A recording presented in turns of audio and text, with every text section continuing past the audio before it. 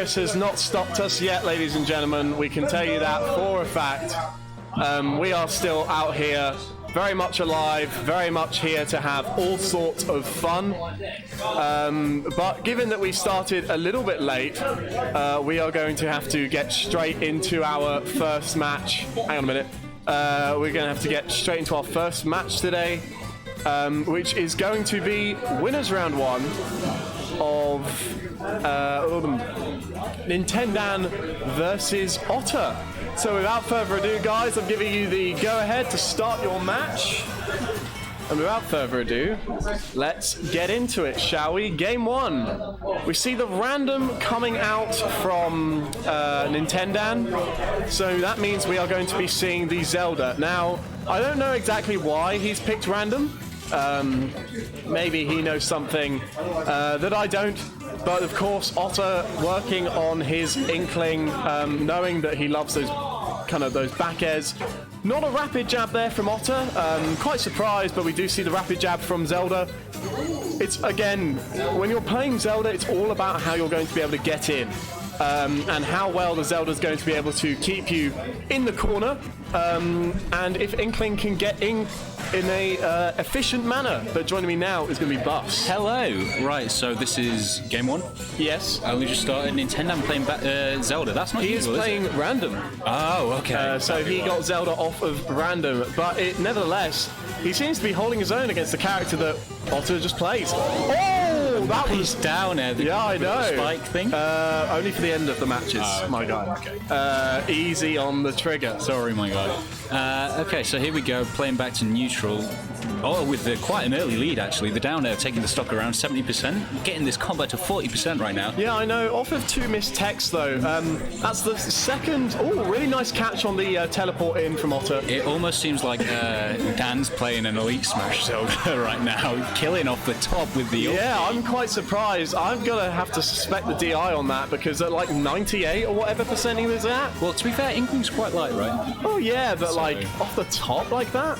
I don't know. You don't know. Anyway, so Dan's trying to build back up this deficit he's at right now. To be fair, it's doable. Zelda's got some powerful hits. Phantom, F-tilt, Nero's loved as like 10%, right? Inkling, yes it does, but of course Inkling famous for racking on the damage. And currently, Dan's keep-away game with Zelda is really, really good. He's covering everything with Phantom. We got a lot of Zeldas here. If Nintendo can play... this is the 4th, Zelda right? is up 4th. Yeah, Wakey... Well, we did have Klaus. Klaus is gone. Oh, okay, Klaus is gone. But nevertheless... we see the roller here. Are we going to see the forward smash? We do. Mash out in time. Not enough mashing there from Dan. Bless his heart. Oh, no! The bomb sending the interesting direction there. He tried to air dodge back into the middle of stage, but it's sending the wrong way. Throw back. I'm so convinced that that's not a true combo. It is a true combo. I know, but it just, like, I've never seen it land or kill. Otter's just mincing the combo. I think that's all. Fair enough. Now, what Otter kind of needs right now is to be careful around Phantom. Phantom just seems to be the one thing that he's consistently getting hit by, and that he doesn't really have a game plan to deal with. He's just kind of hoping that he gets these stray hits like these rollers, like these forward smashes, but Dan keeping him at the ledge again. You are speaking the sense there, Rosa. I think he's just not used to it. Zelda like this, I think. He's played against Wakey, I think maybe twice. He must have played against Wakey or Haiku at some point. So I just don't think it's a matchup that he's used to. It is a matchup that you have to definitely get used to because, like, the Zelda, you have to know the jumping height for like the. Yeah, absolutely. Oh, but a really good mash out from Dan. I don't know what the double jump was for. I'm pretty sure if he hadn't have double jumped, he would have got the exact punish he was looking for, and this would have been game 1 for Otter. But now it's back into neutral, and one lightning kick could take this. So, what do you think to this stage pick? Who do you know who picked this stage? I don't know who picked the stage, but I just want to say that it's good for. Explosive Flame, it's not Explosive Flame. Yeah, Din's Fire. Din's Fire. Wow. Gonna catch Otter taking up more ink, and that's going to be game 1.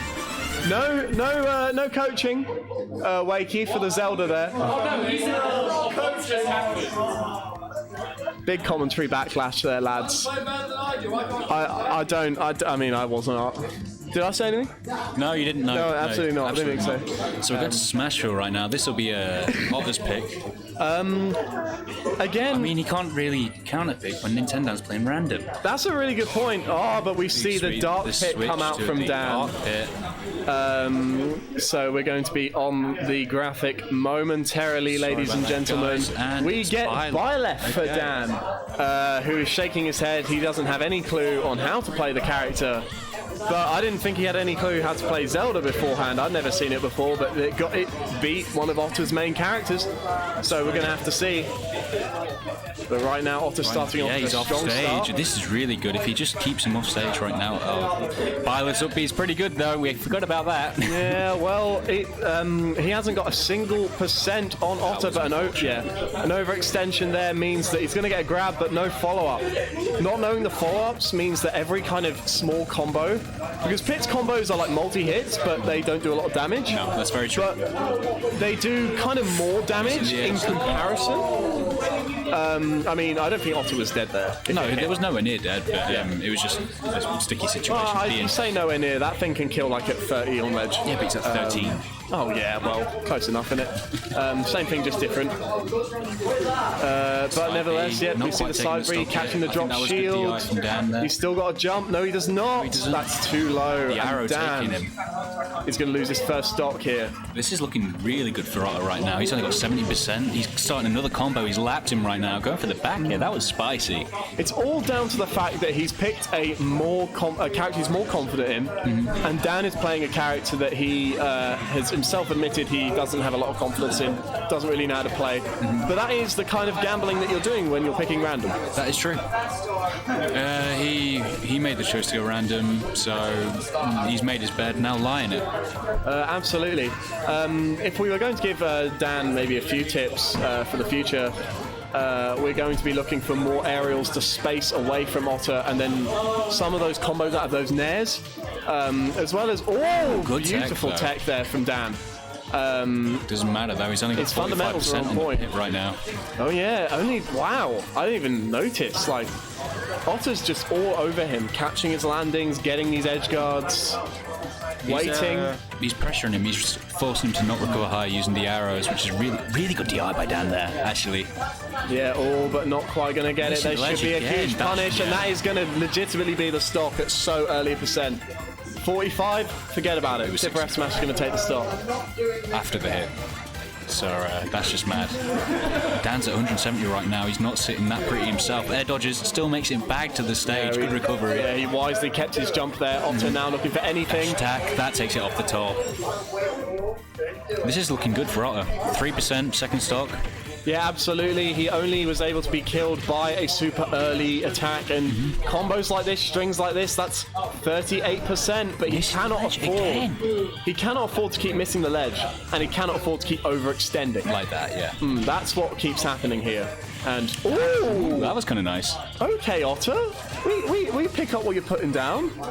You can put that in the trolley any day, He's mate. definitely picking up what Dan's been putting down, my guy. Exactly. You got that read from a while away. Dan putting down the controller. Hey-o. But nevertheless, Dan finding a nice up tilt. Is he going to find the juggle here? Finding some percentage right now. Otter's off stage. He's charging the F smash to try and get the two frame, but Pit's got jumps. Pit has got jumps, and he wisely waited out that move. Actually getting the spike on the down air. He could have got that tech situation to be something nasty, but didn't quite get the spacing right. Yeah, down air was hella cheeky there from... was that drag down there? Shame came up behind him. Dan, but it is now a stock up for Otter. Can he get a good edge guard here? Unfortunately, I think that was meant to be a arrow, but he wanted to do it upwards. Oh, maybe. But we've seen a lot of these. He could have capitalised off that so much. Unfortunate with the down air there, sending upwards instead. Hit one of the worst spikes in the game, unfortunately. But now we see Dan zoning out more with the forward air in the back air and the forward smash. This is a lot closer than 45% down a stock would have had you believe at the beginning of this match. I mean, it's still got a nice lead, 147%. F-throw with bad DI would kill right now. At ledge, that is. Yeah, absolutely. Any snipe here from Otter? No, we don't see it, but we see him go off stage again. I think what would be... Ooh, down air up smash. That was nice. Yeah, especially with the sweet spot on the down air. You don't really see that a lot of the time. So, very well done there. I was about to say... one thing that Otto could be taking advantage of is using his long-lasting neutral air off stage for the tether, but he didn't need it. Yeah, that is a very good point. That neutral air is going to intercept Byleth as they come to the ledge. Yep. So maybe we could see a little bit more of that. I think, but it doesn't matter for this next pick. No. So, of course, Dan going random again. Here we go, game 3. They went to Battlefield, I'm pretty sure. I must have missed it. But nevertheless, we see Lucario. Okay, this is a strange, very can you niche step character. over the wire, please? Oh, it's a my bad. My stream, I can do what I want. Absolutely fair enough.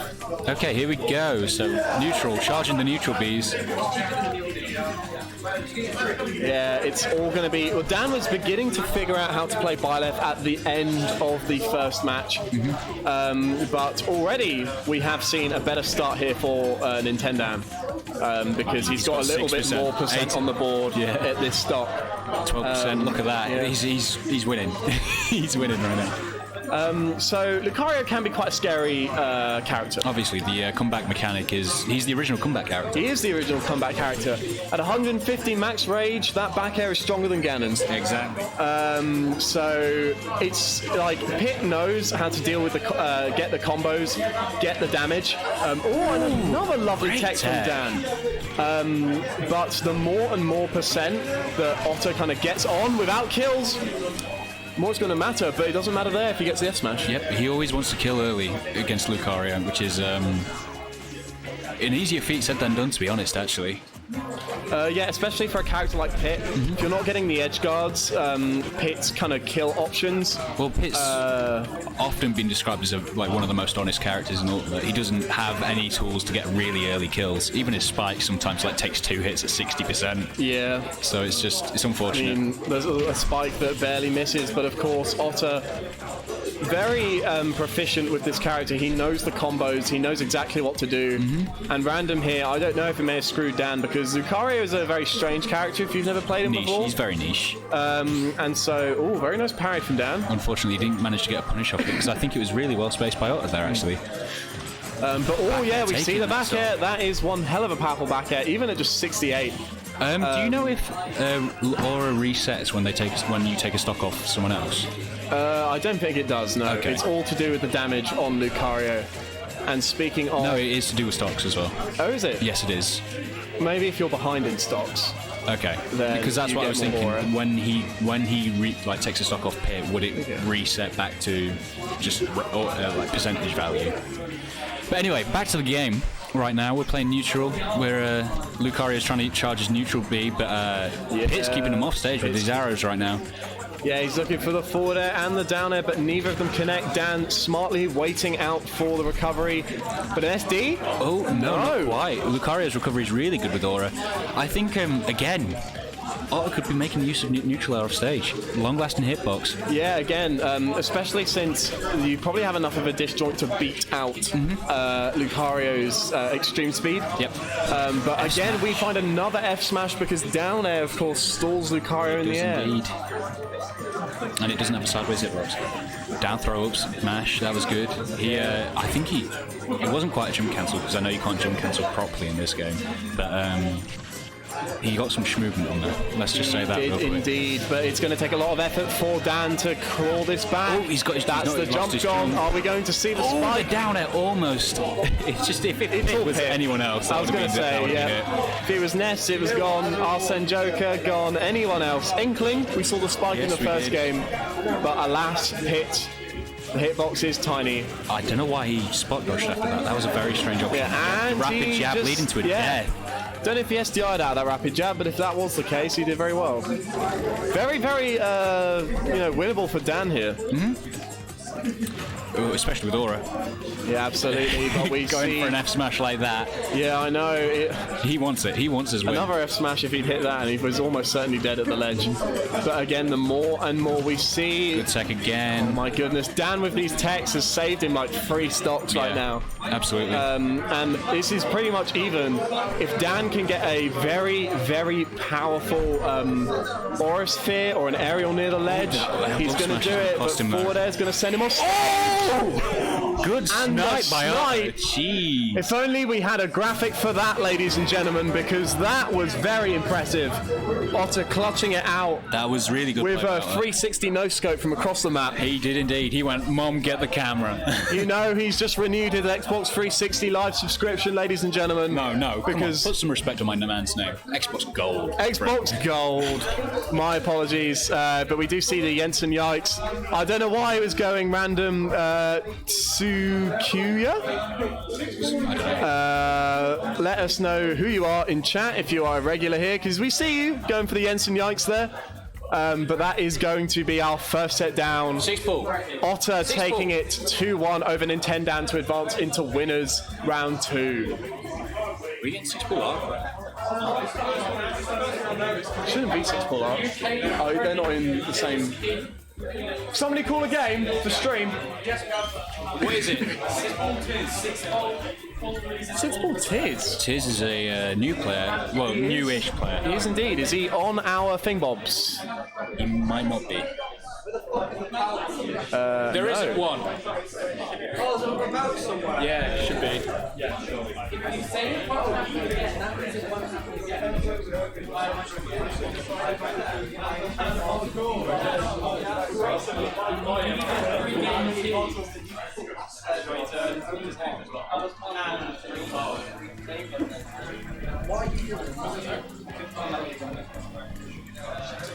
Okay, ladies and gentlemen, we are going to be moving swiftly on into our next match.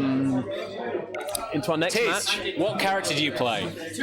Toon Link. Yes, he does actually. Toon Link. Exarch, it got to be work early in the early morning, so save energy and such. Very nice to see you in the chat, Exarch, of course. Would have loved you to be here. However, if you have work, you are prioritizing correctly. And of course, you better be working at home, ladies and gentlemen. When we all catch the deadly virus that's going to get us demonetized, you, Exarch, are going to be absolutely fine. Not to spread fear, ladies and gentlemen, of course. It's not much more deadly than the flu. Hello. But nevertheless, we are going to be seeing the Toon Link and the Greninja. Here we go. Here in winners round 1. 6 ball Tiz. Let's see what we got. On Kalos. This is a good state. Oh no, Kalos? He told me Kalos. He told me Kalos. Well, he's a filthy liar, isn't he? Now, Tiz, one of our newer players here, but he is playing against 6 ball. He is one of those Toon Links that likes to land with down air. Okay, it's one of those players. But 6 ball also going for his down air.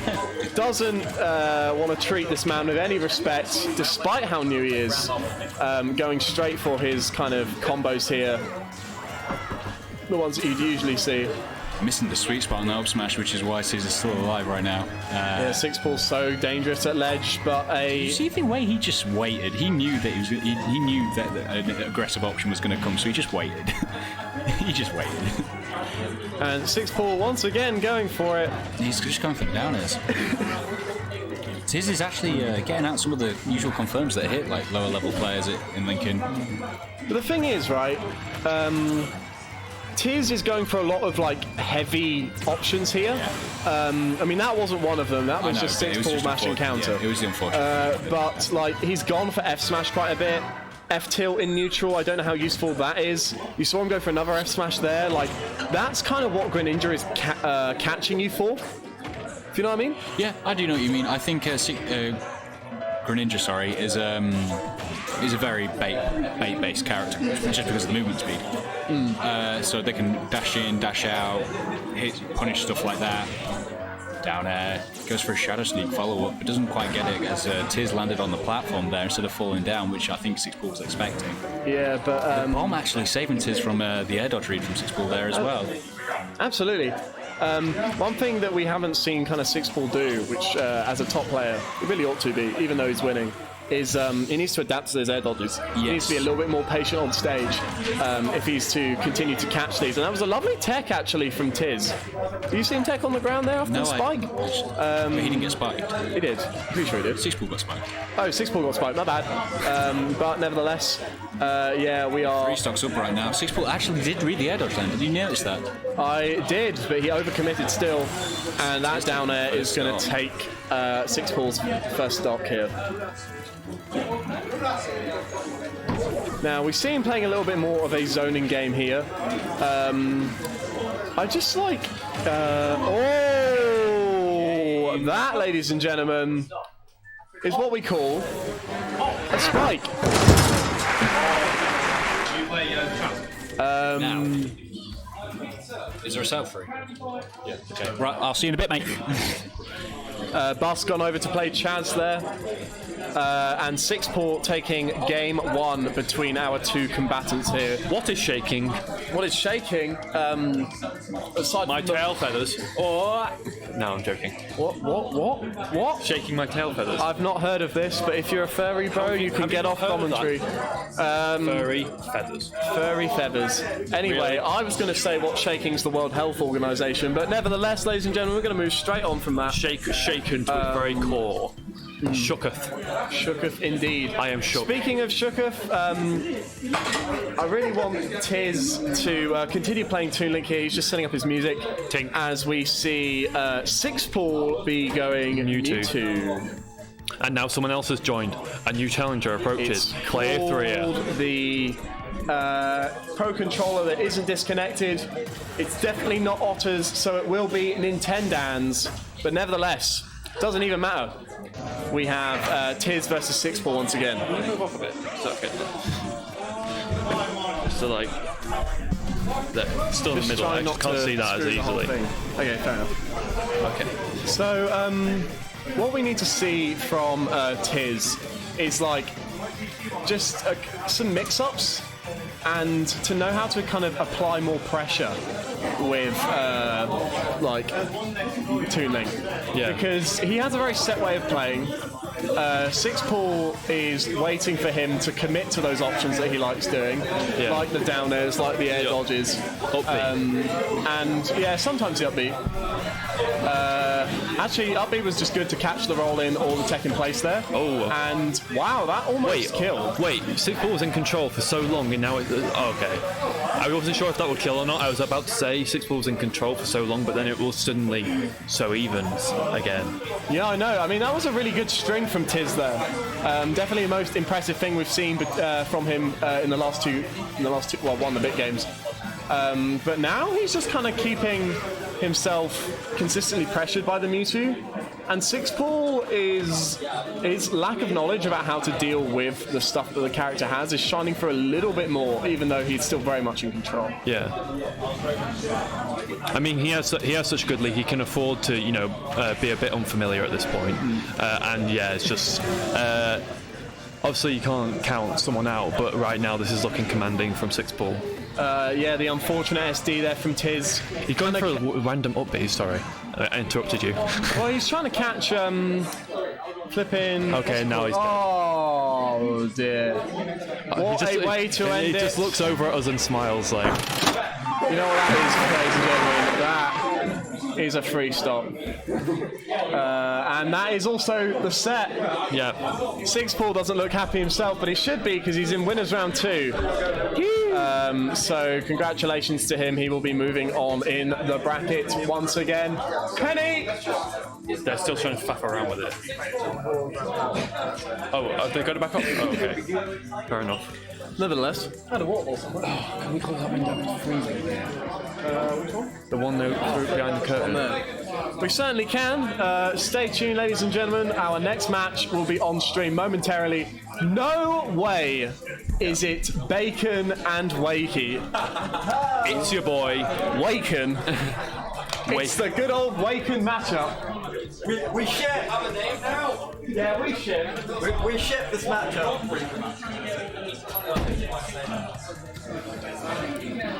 Thanking you.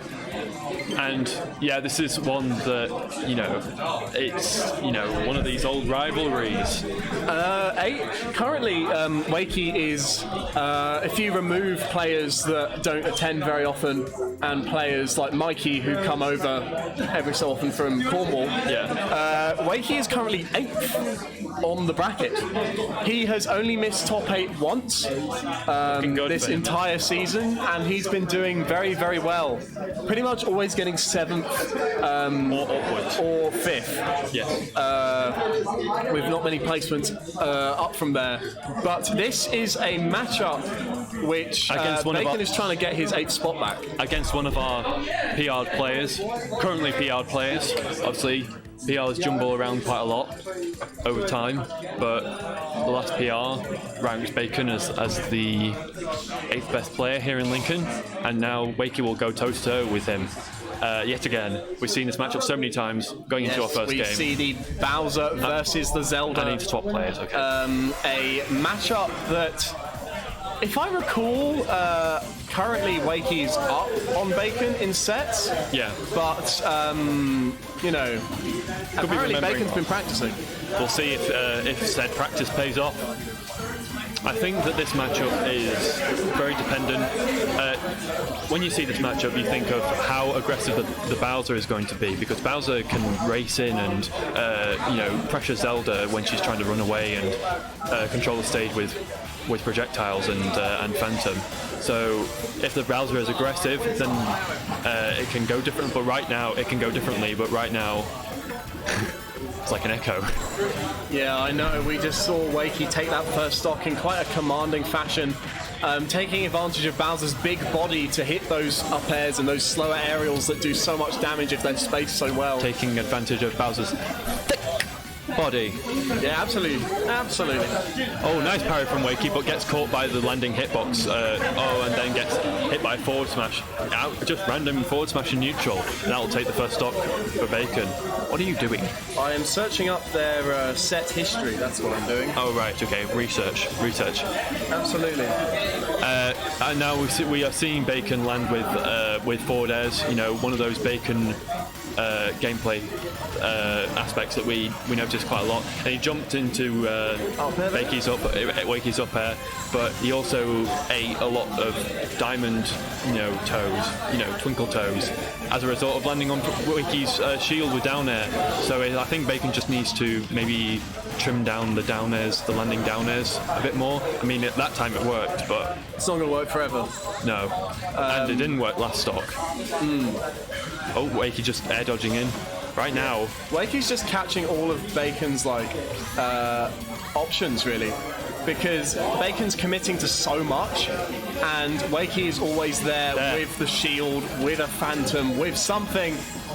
Not gonna quite get it there, but oh my goodness, wow. that was a really sweet back air to kind of close that. nice, but you switched it up from nice back air to sweet back air. Yes. Okay, not catching the DI just there, but Yeah, but oh my goodness, he just gets to do that out of shield. wow. Bowser, so big. Not going to tough guy through those meaty forward airs, and Zelda and Wakey take the first game.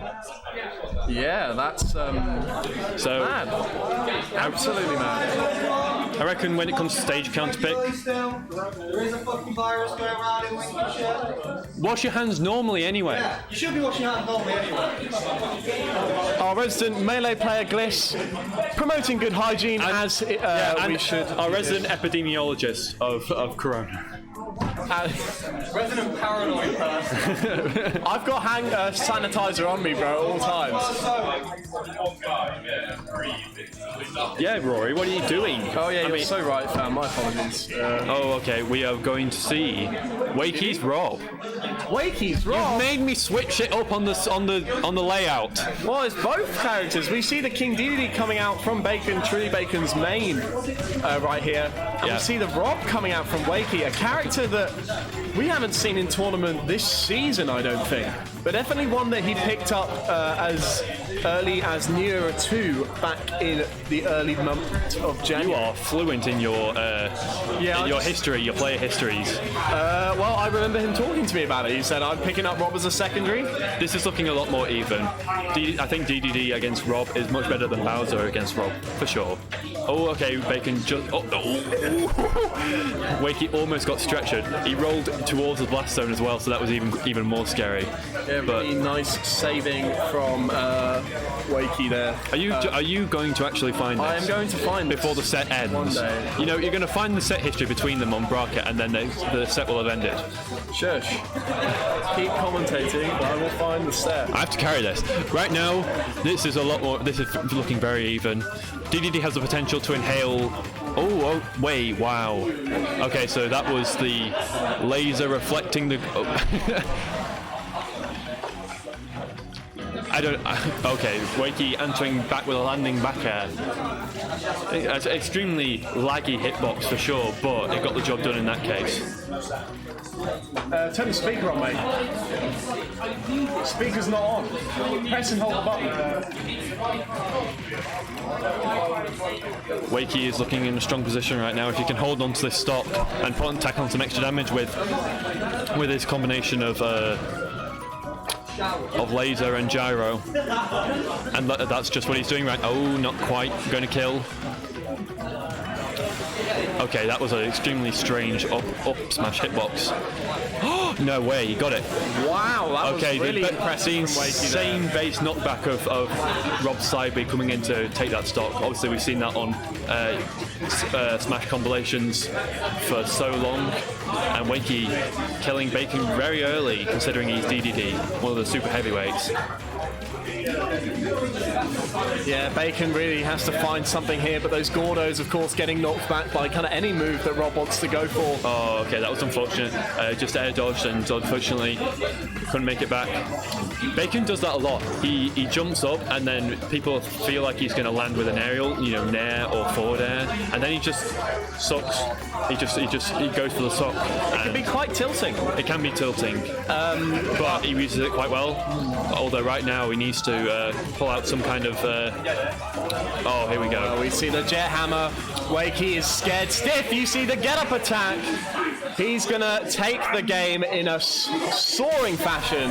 That was exactly what Bacon needed to get back into this set. As soon as I saw that stop being charged, I thought Wakey was going to jump back off ledge and use laser or fire the gyro. The gyro just went further than DDD, but I thought, yeah, he was. Jet hammer, he got mate. jet hammered.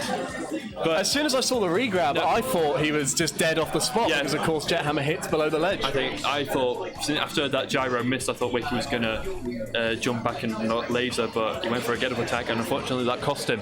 Mate, this is not worth it. The amount of time you invested in trying to find this. I found it. It's not worth it. It's like 10 seconds of commentary. You know what it is? 0-0 in Bacon's favour right now. Okay, so you were wrong. You said Bakey. I was. Bakey. It's more bacon than it is Waken. Right, anyway. Okay, now I actually have my co-commentator with me. So yeah, it's a pretty even set count actually. But nevertheless, yeah, you're going to stretch out that all that effort. This is the kind of match Bacon was expecting to see last game. He doesn't normally go DDD because his Gordos can get reflected, but he's much more confident with this character, and he's been practicing more with this character this week. Nice DI from Wakey. Oh, that was so close. I mean, obviously, got Wakey going his main now after switching to Rob that second game, which obviously we can respect. But he was doing very well with Rob, so I reckon either pick would have worked out for him possibly in this match, depending on how well he played. Yeah, but absolutely, Bacon is. No, it's. I thought he was going to land on him then. So when we talk about this stage pick from Wakey. Wakey likes the stage. Wakey does like this stage, that is a fact, and it does do quite a bit for Zelda in terms of trying to get space and wall out. Yeah. But it also does quite a bit for DDD, because if DDD can get you off stage, then using the Gordo to cover high options with the platforms is something that's really powerful and can't be understated. I think Wakey is struggling. I mean, obviously, punishing these up Bs onto shield, on the stage, gonna, help him win this game, but he's just not doing it at the moment. I think maybe he's struggling to deal with it, or I don't know what's happening. But Bacon's been doing a lot of them this first stock, just random up Bs onto stage and not even cancelling it, just straight up landing. Oh, and that's going to be unfortunate spacing from Wakey there as he takes the first stop. I actually thought that was quite risky from Bacon. If Wakey had managed to shield that, which I think he was close to doing so, he would have got back throwed and died for it. Yeah, probably. But we see a potential regrab here, but no. I think you can tell that Wakey may be a little bit nervous facing a character such as DDD. But the up smash there, of course, is going to be the start. I don't think it's nerves. These two have faced so many times. I think character nerves, they're past that point at this point. It's just a case of out-neutraling each other and capitalizing on their habit options that, we don't like to point them out, but they are there. So... Oh, yeah, for sure. You can't show bias or anything, but you've got to point out the habit options if they are there. And speaking of habit options, we see very little DI come out for the down throw there from from Bacon. No DI there. But also, the up B's onto stage. At this kind of point in the game, at any kind of point in the game, you can't really get away with those, because... Okay, just landing on stage. Okay, he gets away with it that time. Okay, so one of the things that I notice about Bacon is he just doesn't grab. I don't think I've seen a single grab in this game so far. He has grabbed in this game, but he doesn't do it very often. It is something that he could potentially add to his play, because if he keeps Gordoing, Wakey's going to catch on with these Nehru's loves. Yeah. Nice throwback. That's something we never see from Bacon. I think Bacon tends to use the suck, the neutral B, as his mix-up option when people are shielding and expecting one of his attacks, rather than grabbing. But I feel like he could benefit a lot from Tomahawk grabbing or grabbing in general. I feel like he could benefit from. Right now it's just... but all the up smash barely missing there. Both of these players trying to find the KO, because it's going to mean the momentum probably for the rest of the match. Wakey's doing stuff on Bacon's shield and he's just rolling away. He's not trying to grab out of shield or do anything out of shield. When Wakey gets nervous, I know he likes to teleport onto stage more, as you can see just then. That's not But the kill. jab is the punish. Excuse me, that killed. I'm surprised because it was stale that it killed. Yeah, it's stale slightly. But at max rage, what else can you do, man? See, that was a forward air on shield that could have been like a nair out of shield for Bacon, just not maybe going for it. Smart down tilt from Bacon there, realizing he can't shield again, but it's the Phantom? The lightning kick that's going to take just the one next after stop. another. This is literally anyone's game. Oh, he went for a grab there. He read the tech roll away, but Wakey threw out an option and stopped him. I wonder if he can inhale the Phantom. No, I don't think that's... Okay, it was worth it. Oh no. Right, Wakey has to find a way to get back around this. He's gone to ledge here. No, very smart, very smart. Doing something that he could have done as Robin last game. Learning. Okay. Bacon going for up smash to punish that thing. I'm telling you, man, he keeps doing the teleports onto shield, especially in those last stop situations. And that's what got him punished. I know Wakey likes to hold the Phantom and then go for up B onto the stage, because the Phantom will rush forward and protect from any kind of punish. But it didn't quite work out for him that time. So yeah, we see a hug from both of those competitors, fighting it out to the last end. Very well played from both of them. It's going to be Bacon moving on into winner's side top 16. Wakey having to make the loser's run if he's going to do what he always does and make top 8. Yep. More hugs. A bit dangerous, but you know what? That kind of close contact. Oh, come on. More people die from the flu each year than have died. Sorry, more people die monthly from the flu than they have in a month of coronavirus. So you're very right. The death rate of flu is higher. Nevertheless, I have got to. I think I've got to play my set at some point. I've commentated 3 matches and I've not done a single thing. Yay!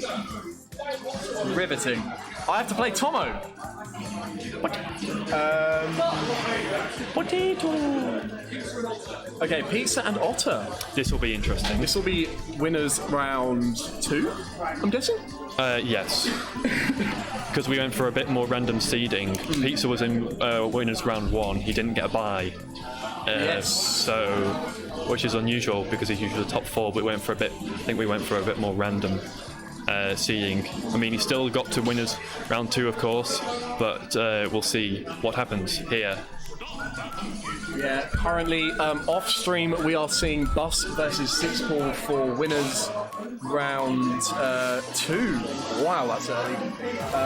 And currently Sixball has the lead in the game that they're playing. But speaking of that, we don't need to talk about the game. We need to talk about this game. Pizza's Byleth versus Otter's Inkling. Now, I've not seen Otter's Inkling for a while. I remember playing Otter's Inkling way back, but for the last few times I've played Otter, it's been Link and Dark Pit. Link and Dark Pit. Well, he's been trying to do a lot more with his Inkling recently. He's been playing the character kind of on and off for several months now. But nevertheless... wow. Nice comeback from Bus off stream there. Yeah, I know. Bus feeling himself over there. But we're not talking about that game. We're talking about a game where Otter is... Going toe-to-toe with Pizza at the moment. He's winning. Yeah, he is winning. I mean, we're talking about... Inkling has a lot of good options against somebody like Byleth. Byleth's moves, they have a lot of vertical range, especially the aerials that we like to see Pizza zone out with. I'm pretty sure Inkling could just dash under them. The thing that, I was going to say, the thing that comes out to me about this matchup is that Byleth's forward and back aerial, one of the things that Byleth was sold on is being a distance demon and being able to use forward and back air very effectively to maintain distance. But not only are the hitbox is very narrow, but Inkling just has the dash is just they're in the stage essentially. So they're even slipperier. But if you know there's going to be a jump coming out, up smash is the way to catch it. Pizza taking his first stock against Otter here. But Otter sitting quite comfortably at a good lead. One thing that Otter, I thought, may be able to struggle with here, because this is just what Inkling struggles with as a character, is killing. But he killed him particularly, not at a good percent earlier. I'm missing my words here.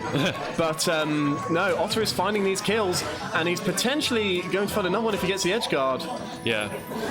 Okay, good. That's a regrab. Yep. Nice down smash. Okay, Byleth is... Oh, that's going to be dead, right? Oh, no, nice. No, he gives it too much space, but... No, this is really confident. I don't think that would have killed if he hadn't been covered in ink. So that worked out for Otter there. And right now, these up air strings, using the platform from Smashville, so the stage coming into effect, working quite nicely for... We'd like to... Oh, I think that was a panic option from Otter, but I think Pizza caught it. Yeah, I think he thought his air dodge would go a little bit further, but unfortunately, that is not going to be a good option there. That was unfortunate. But Otter still with a good lead. And just like that, oh no. Pizza's been caught by several of these. I mean, I imagine he'll adapt in the second game and possibly the third game if we go to a third game to the rollers.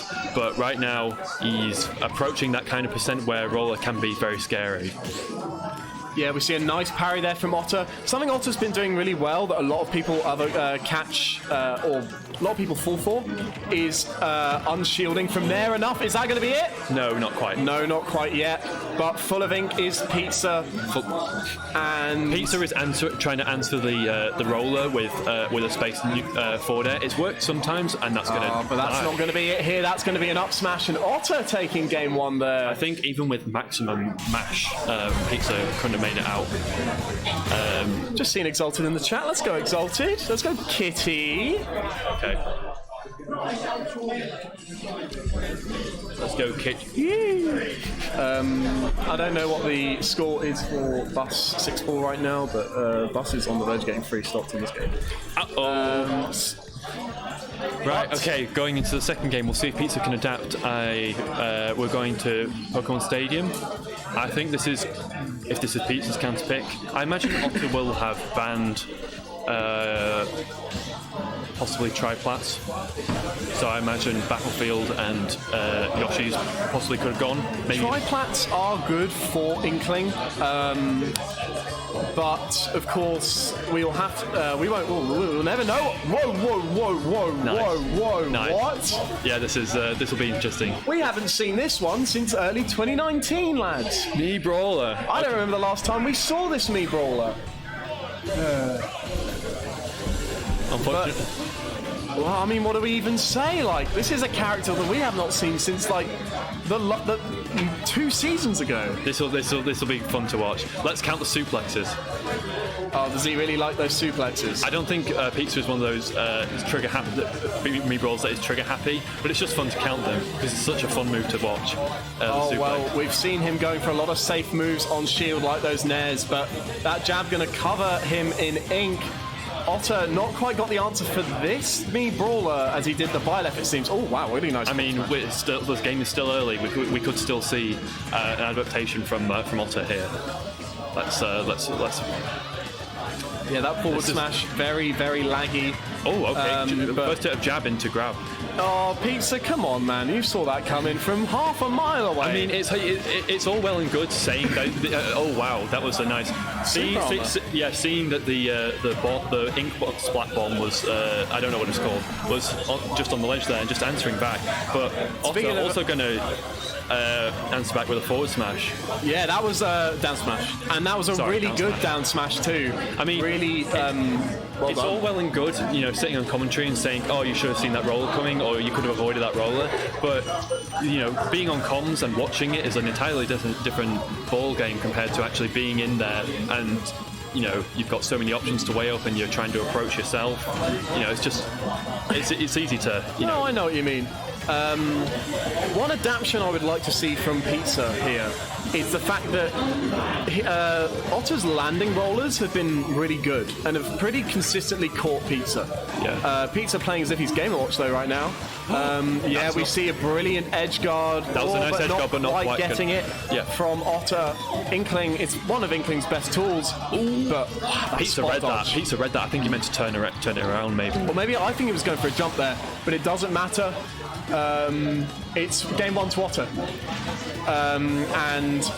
But Pizza is looking to... Oh, no, not quite the up air that he envisioned, but spot dodge into the down smash.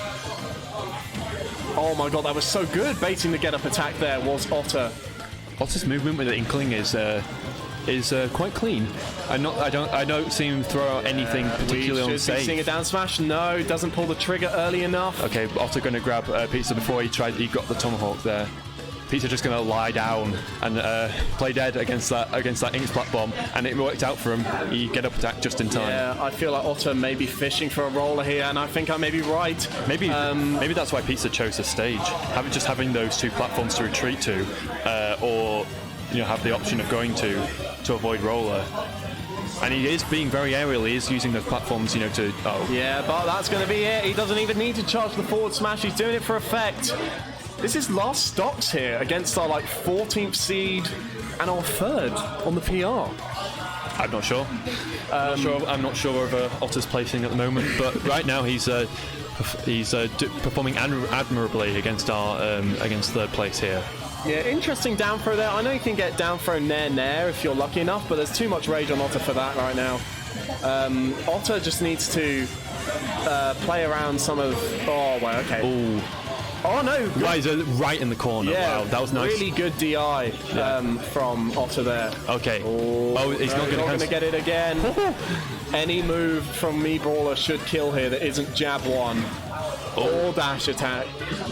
Oh, he almost got hit by the shot put there. Okay, not quite. See, this is quite scary. Okay. Yeah, that's back air. That's gone. Now, here's the thing.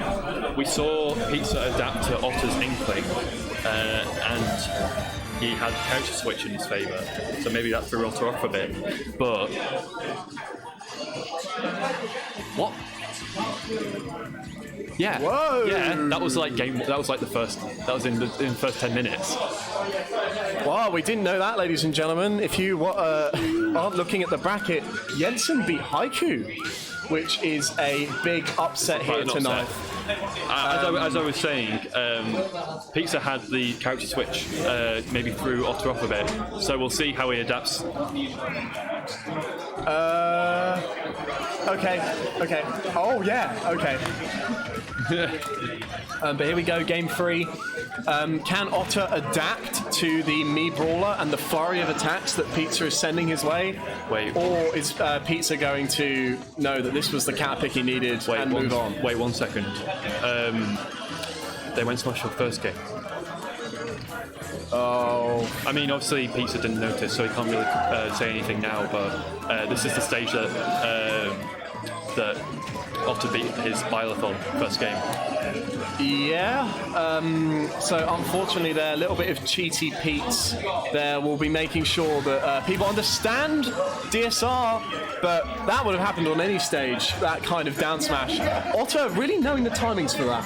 I feel, oh man. I mean, obviously it's unfortunate if you don't notice the whole DSR thing, but if Pizza loses this game, then it's just hard to think about. The fact that he could have been on a different stage.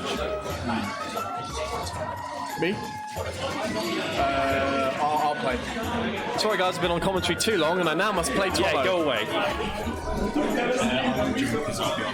Was it 2-1 to 6-4? Right now, It looks super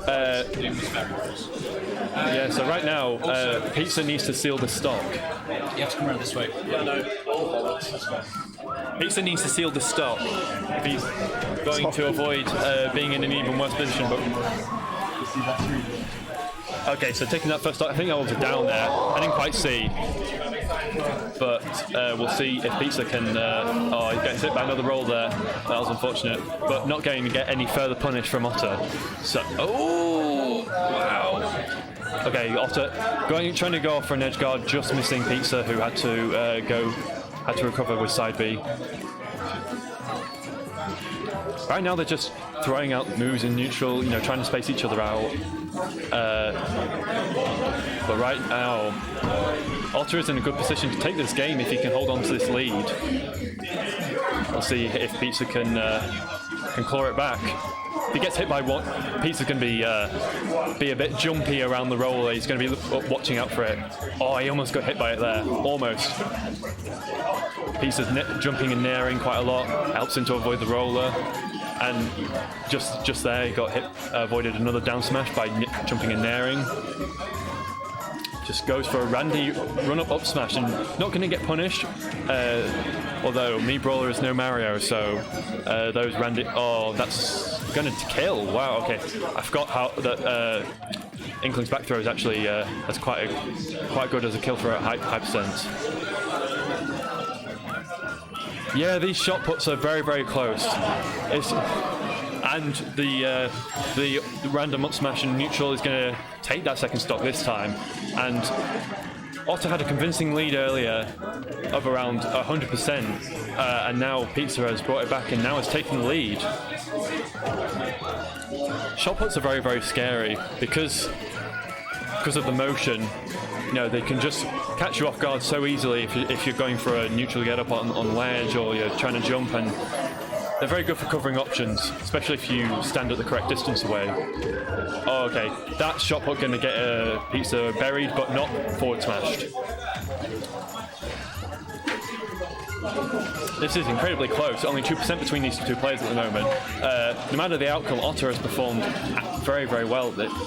Oh, okay. Pizza knows the distance for the shot put, although they're not catching Otter at the ledge. Now this is really scary for Pizza. He is one! Wow. Oh, we've got... Okay, so I was mentioning about DSR before. Pizza lost the first game as Byleth on Smashville, and now they went back to Smashville for that third game. So Boss has come up to the players at the moment and is talking to them about the DSR. We might reach an agreement about whether or not to play the third game, but it doesn't look like... Even though it's DSR, Pizza's getting it. Okay, so Pizza has given Otto the win, despite our telling him about the DSR effect. Gracious loss from Pizza there, giving Otto the win despite the fact that he could have asked to go for a game 3 again, maybe, depending on... I mean, I think he was well within right, but there's only so much you can do when the players themselves don't remember that DSR occurs like that. So we couldn't really stop the game right in the middle and tell them. So I waited until the game was ended and we gave up Pizza. Maybe, I'm not sure what Buff said to him just then, but I think the option might have been given to replay the third game since he lost the first game on Smashville. But yeah, good guy Pizza for sure. And I mean, that was an upset. That was quite an upset. I mean, the fact that we are thinking about DSR has kind of softened the realization that that was quite a major upset in this bracket. Otter taking it 2-1 over Pizza. We saw Pizza's Me Brawler come out for the first time in a long time. And we saw him catch Otter off guard a little bit on the second game, but then Otter adapted, answered back by taking the third game. Very well played from both players. It was extremely close. I was about to say, just before Pizza got killed by that down smash, I was about to say that he was at the scary percent where he has to do everything in his power to avoid getting rollered, because he was one roller up smash away from dying, regardless of where he was on the stage. So, what games have we got going? We have got Cars and Bus. No, it's not Cars and Bus, it's Bus and Dog. Rerun. Yeah, rerun. Yeah, this is the grudge match, the grudge rematch. This will be interesting to watch. Dog versus... What happened between Pizza and Otto? Okay, so in that game, Otter beat Pizza's Byleth game 1, and then Pizza took second game with Me Brawler, and then they went back to Smashville. That's what Boss was talking to them about, and Otter won with Inkling versus Me Brawler. How much did Roller have to play in it? Quite a lot. Pizza got not only killed by several of them, but he unfortunately got caught by them quite a bit. Any other cards? And now we are tuning into this game. Yep. Boss versus Dog, a rematch after Dog made his run last week and beat Boss along the way. Yeah. So he got 5th, and Matt's now in bracket, so he's got inspired. Yeah. To you the JoJo reference, the Stan or whatever it is. Alright, so Boss going to make use of Rebel's Guard to power through that back air. Well, we know if DK grabbed him now, he's dead. Oh yeah, but that's just that's not a Joker-specific thing, of course, or a percent-specific thing, except very good again. Oh wow! Uno reversal. That was a Nuno. Sorry. That was a Nuno reverse card there. No you kind of moment there, definitely. But Dog answering back. I mean, Boss was at high percent. He did well to take that stock before he got his stock taken. And so now, how's Dog going to play around with with RSN? I mean not RSN, but like the Rebel. Is it Rebel Brother down beam? Like with the blue. Like, that you get no knockback. So you're like, well, I'm just going to be wasting moves here. Can he bury him? No, you can't. You can't bury with it, can you? You can't bury him while he's doing it. You can wait. You can wait out, but you can't bury him. You can wait out, but no, during it, it's not like a command grab or anything like that. Not sure about that one. I thought that one got nerfed. Yeah, this is quite a bad spot when you're down the stock and Arsene is still out, because Joker has so much potential to just rack on the percent, and then Arsene goes away, but you have taken so much extra credit. I was saying, when Bus again those up air conversions. Yeah, he's Bus, I'm going to say it now, is one of our more technical players. He prides himself on being able to use like attack cancelling, raw back airs. I didn't think that would kill. No, neither did I. was definitely a bit suspect. But Bus is on a roll. Bus was losing in that first stock. He was at a deficit during that first stock, but he got his game together and he two-stock, a solid two-stock that first game. So I wonder where Dog will go now that it's his counter pick. Going to a triplat. Now, obviously, both characters can benefit from having platforms available, but with his ability to use drag downs and up air strings, forward air strings, we'll see how Dog can deal with it in the second game.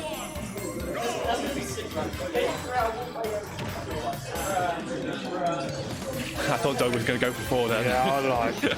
Is he going to do it? Is he going to do it? I definitely saw a different future if that happened.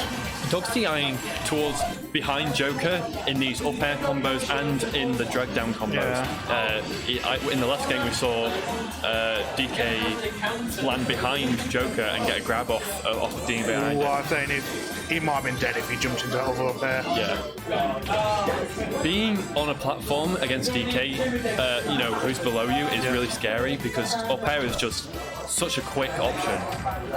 So against Joker, if he's, fishing for up tilt for that dumbass, the slingshot, you're like, well, I'm about to get. I imagine at this percent, Boss will be looking for a first hit net fair combo. Because that's one of the things that Jokers like to do. Oh yeah, I thought he was going to go for it. Yep. There we go. Not quite killing. Very, very well executed there from Bust though. Okay, so the up smash hitbox not quite covering DK's roll from ledge. Okay, that's dead. Yeah. Oh no! It looked like Dog didn't drift as far as he could have. Yeah. When he was because it looked like if that was Matt, I'd have been dead. Yeah, it looked like he pulled back a bit. He held back a bit from going as far forward, which I don't understand. But this is the percents are so low. Joker can survive those kind of air dodges though, so he can, but and just like that, 20% off 2 back airs. ooh. Yeah. Oh, not quite hitting. Dog is still doing the level 1 mix up, roll behind graph. Yeah. Okay. Bus is just jumping up and down menacingly with those back airs. Okay, so here we go. If you can take the stock. Yeah, you wouldn't think a butter knife would do so much freaking damage. Yeah. Okay. Nice. Yeah, first hit fair. Imagine an up there that kill. He needs to make use of this Arsene, I feel. Even though he's not a huge deficit, you hate to see it. I have no words. Other than, you can't say anything other than how unfortunate that was. That Dog just... Okay, that's not going to do it. I thought he got those. He got that mash out. He must have mashed too hard, like to probably put the input in. Yeah, I was worried that Dog was going to get footstool. Yeah, I was like, I've seen misses. Maybe intentionally, probably unintentionally, if it was going to happen. I'm saying Game Watch is very good at that kind of thing where like you just footstool your phone above you because you can basically win the cover. Yeah. Well, this is still close. After that unfortunate. Oh, okay. That was a nice read. Nice cut. Reading the jump. Oh, I've got to play it on stream.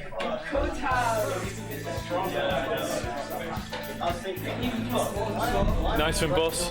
So, unfortunately, we didn't see a epic Dog run this week. Boss putting a stop to that then and there. Nice play from Boss, reading that jump to...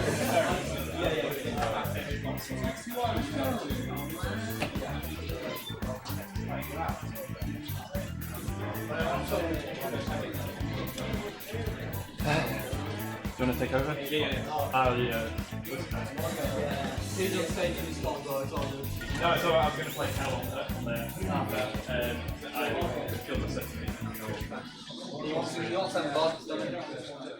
How you playing God?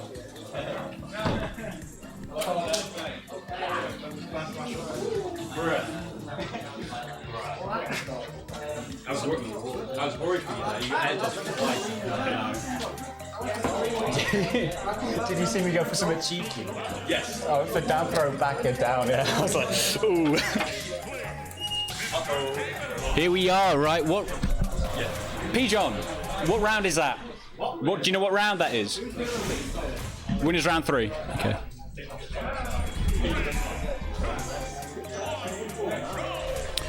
Okay, so here I am. I'm Bus. commenting over Pigeon Otter right now. This is a matchup that we don't often see because Otter's on a tear today. He's doing pretty well. He's taking out Pizza. He's taking out someone else. I can't remember who else. But anyway, here we are. So Battlefield right now. Game & Watch versus Inkling. This is looking like a very even game so far, 64-88, but Otter's trying to tear away right now, calling out Pigeon for his neutral get up with the bomb. That was really well spaced. We just need to wait for the start to go to see how this game goes, because Pigeon's game is literally get that lead and take it.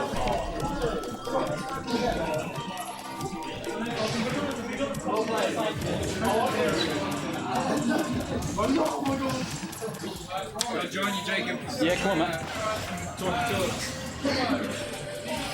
Right, here we go. Otter's a stock up on Pigeon right now. He's at a higher percent. It is Pussy Boy Exalted. Let's go. Anyway, here we go. This is a good matchup thing. I feel like this is actually probably one of the only characters that can do decent well against. Well, because it's like a low profile. Because you can low profile. You can back it pretty safely. Yep. You can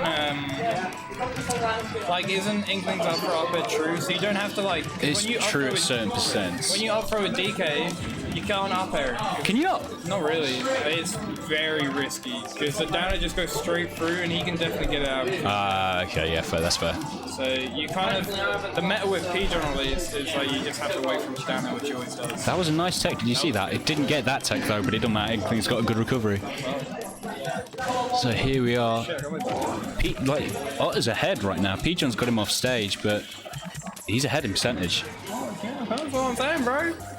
Otter's on a tear today, taking out Pizza. Oh, did he? He beat Pizza. Although to be fair, he didn't do it according to DSR, so Pizza could have fought it, but he didn't. I have seen over there that Pizza is currently again down to cast, so. Jesus, I think it's because he's going me brawler, so. That's a little newsflash. Yeah. What's going on over there? But...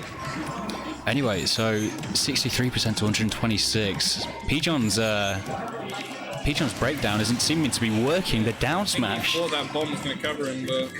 No, apparently not. Oh, no.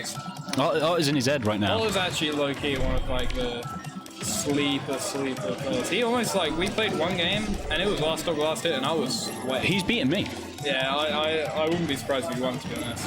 I didn't know Link, so he just bombed me and I was like, what do I do? what do?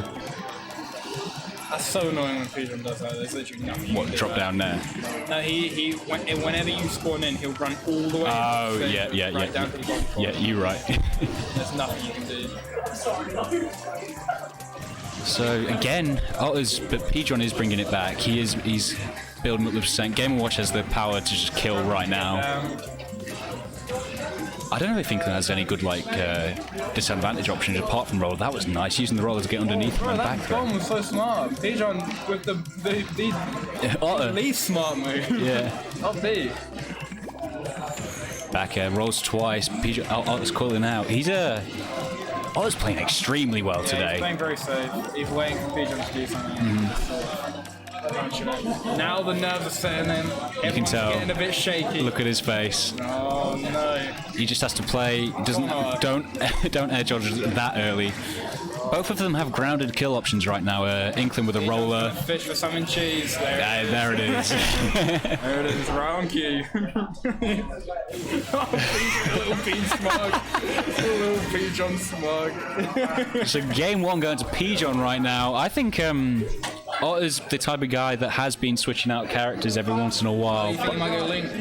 I Link or Dark Pit, but I don't think he should. I think Inkling was working out really well for him then. I believe I know he's sticking, but Pigeon's changing to the Villager. Okay. Yeah. Maybe he doesn't like the Inkling matchup with Game & Watch. That's true. Can you control the direction they go with Pocket? Okay, cool. Definitely wouldn't. Yeah, that's true. That's true. He'll just try. So Pigeon's gone to his usual game plan of stay at ledge, Lloyd, and forward air if you try and jump. because Pigeon has a flowchart where he uses his flowchart like a, I don't know, like a business would use a flowchart or some shit. I don't know. I was trying to think of a simile. It's like 9 to 5, like clocks in, clocks out. Well, Pigeon's fully clocked out at this point right now. He's Solo autopilot. he's just doing, and it's working. It works. It is, yeah, it is. We can't say anything. It works. Can't roll her through that because it explodes. There he is. He jumped over it. Pigeon. Well done, getting him with his own F smash. I swear I'm getting deja vu right now because I'm always positive I've seen this exact game before. Let's not. Come on, Pigeon has his nuance. He has his nuance. Sometimes he runs up and grabs, like, and it's like, What can you do? The thing is, right? It's so ingrained that this is what he does. When he does mix it up, it's like, whoa. What you like? You're in, and then afterwards you're like, wait, what does he do again? I can't remember. It's a hard reset. Good bitch. Oh, it rolls into that. Oh, he's gonna have to recompose, but he wants to bring this back. He's basically going for his game watch recovery there. Oh, he's hitting full hop down around there.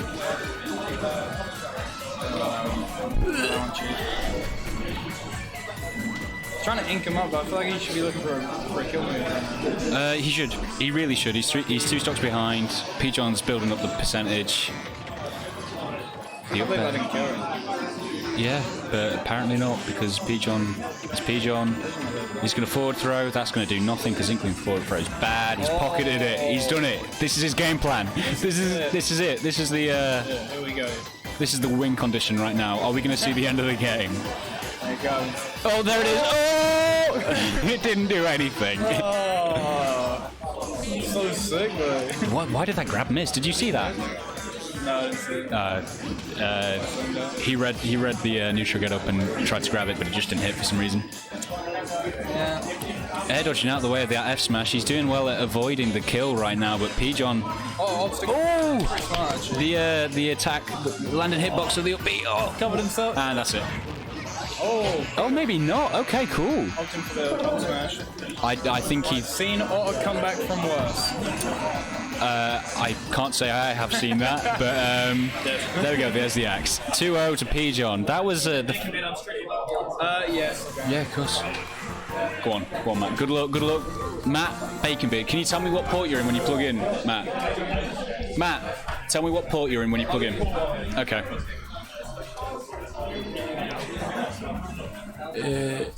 How you doing, Pigeon? That was a. Yeah, as soon as you flipped the game and watched into a villager, there was no chance. There was no chance.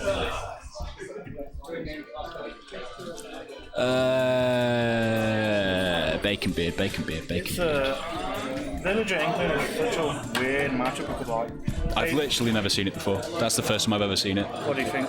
It was, you played the exact same game and it just worked.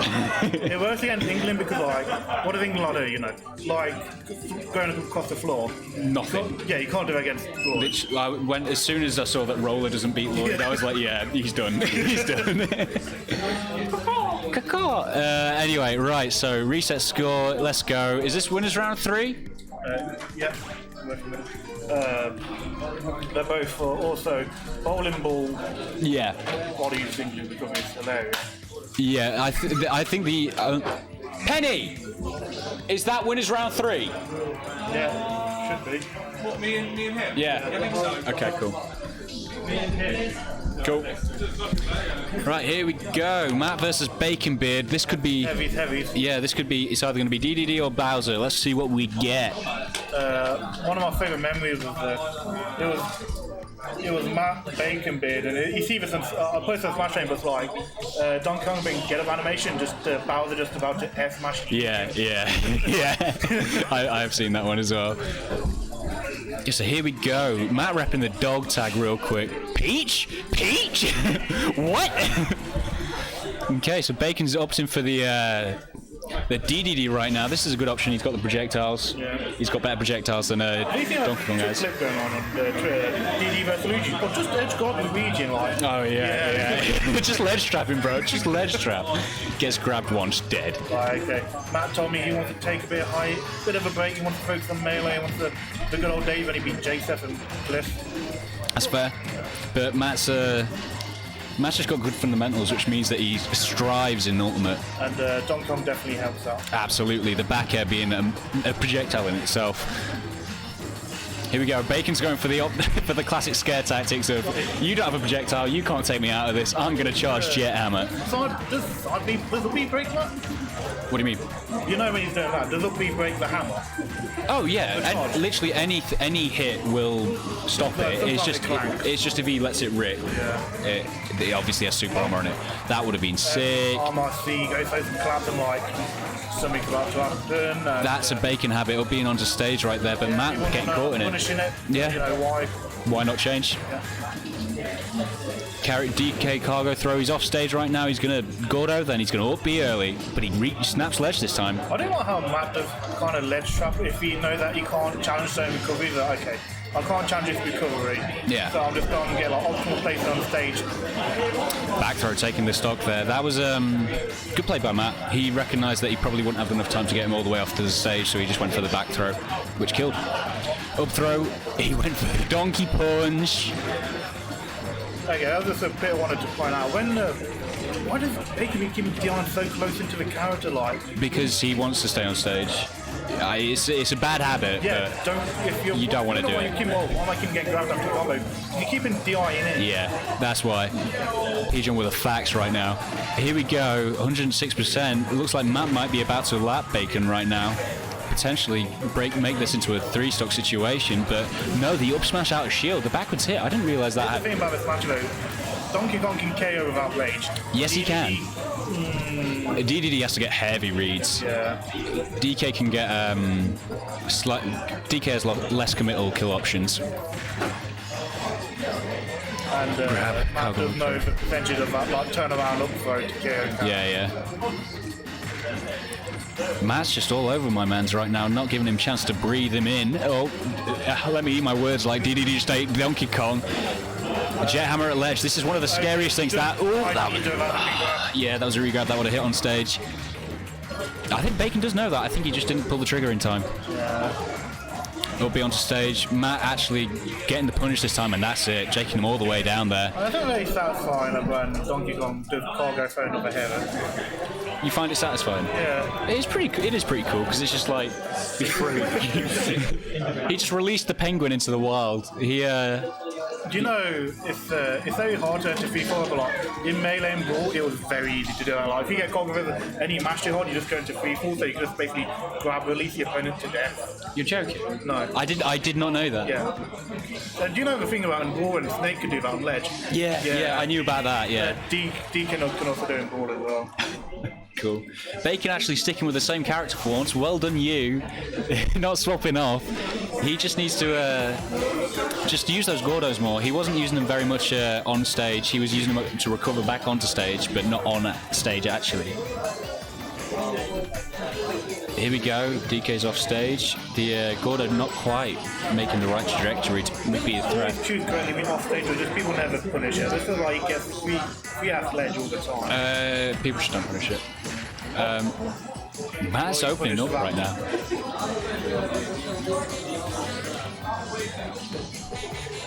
Red the jump, gets the grab, down throw up air. I think this game could be a lot closer if Bacon just throw out more Gordos. If he used the Gordos to condition Matt into recovering in a certain way, he could cover that and then just get a kill off of it. Up onto stage, Matt punishing it this time. Like projectiles in general, he comes from a game where projectiles are pretty terrible. Yeah. Often without his laser. Yes. Yeah, okay. Yeah, I forgot about that. Dash attack taking the stock though. We're even right now. Heavy boys, 0-0. This is a Smash 4 set right now. Blow for blow. Donkey Kong absolutely slapped this match with Flash 4. Yes, he did. Rage. Yeah. Ding dong. Again, they're dead even, only 0.3% in it right now. I think what makes Bon Baker, he doesn't use enough tilt. And I don't know enough about DDD's tilt. Neutral air down tilt's like unpunishable. If you land with neutral air and then down tilt afterwards, it's just unpunishable. all he does is like dashing out Gordo, trying to like read the smash, but like just. Because I remember the F2 and Gordo just like the side of the blue wave. Yeah, it's still pretty big now. It's just really slow, so it's not a very good move. And a really nice wind up sound to it. Like. Yeah, I think this is just that's gonna be the stop. Cargo down throw, taking it right there. Bacon's not doing too bad this stock. He's keeping it kind of even. This could go either way still. We're in the battle of the heavies right now.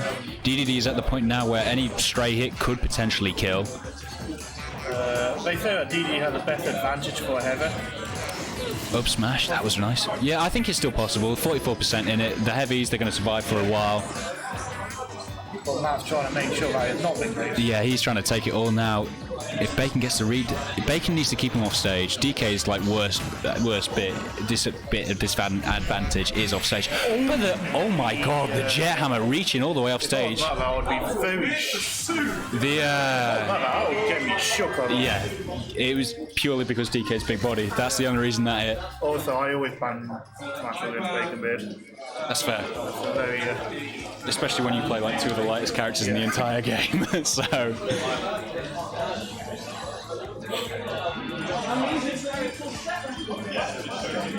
What do you mean with even what's more? I don't think he wants the smashable platform or something like that. He can just get surprised by that. I think he likes flat.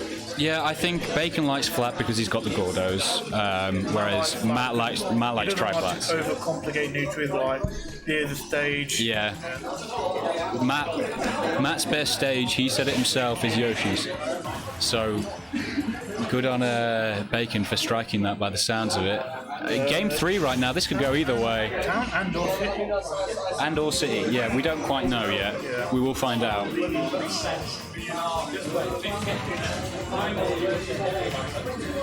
If it's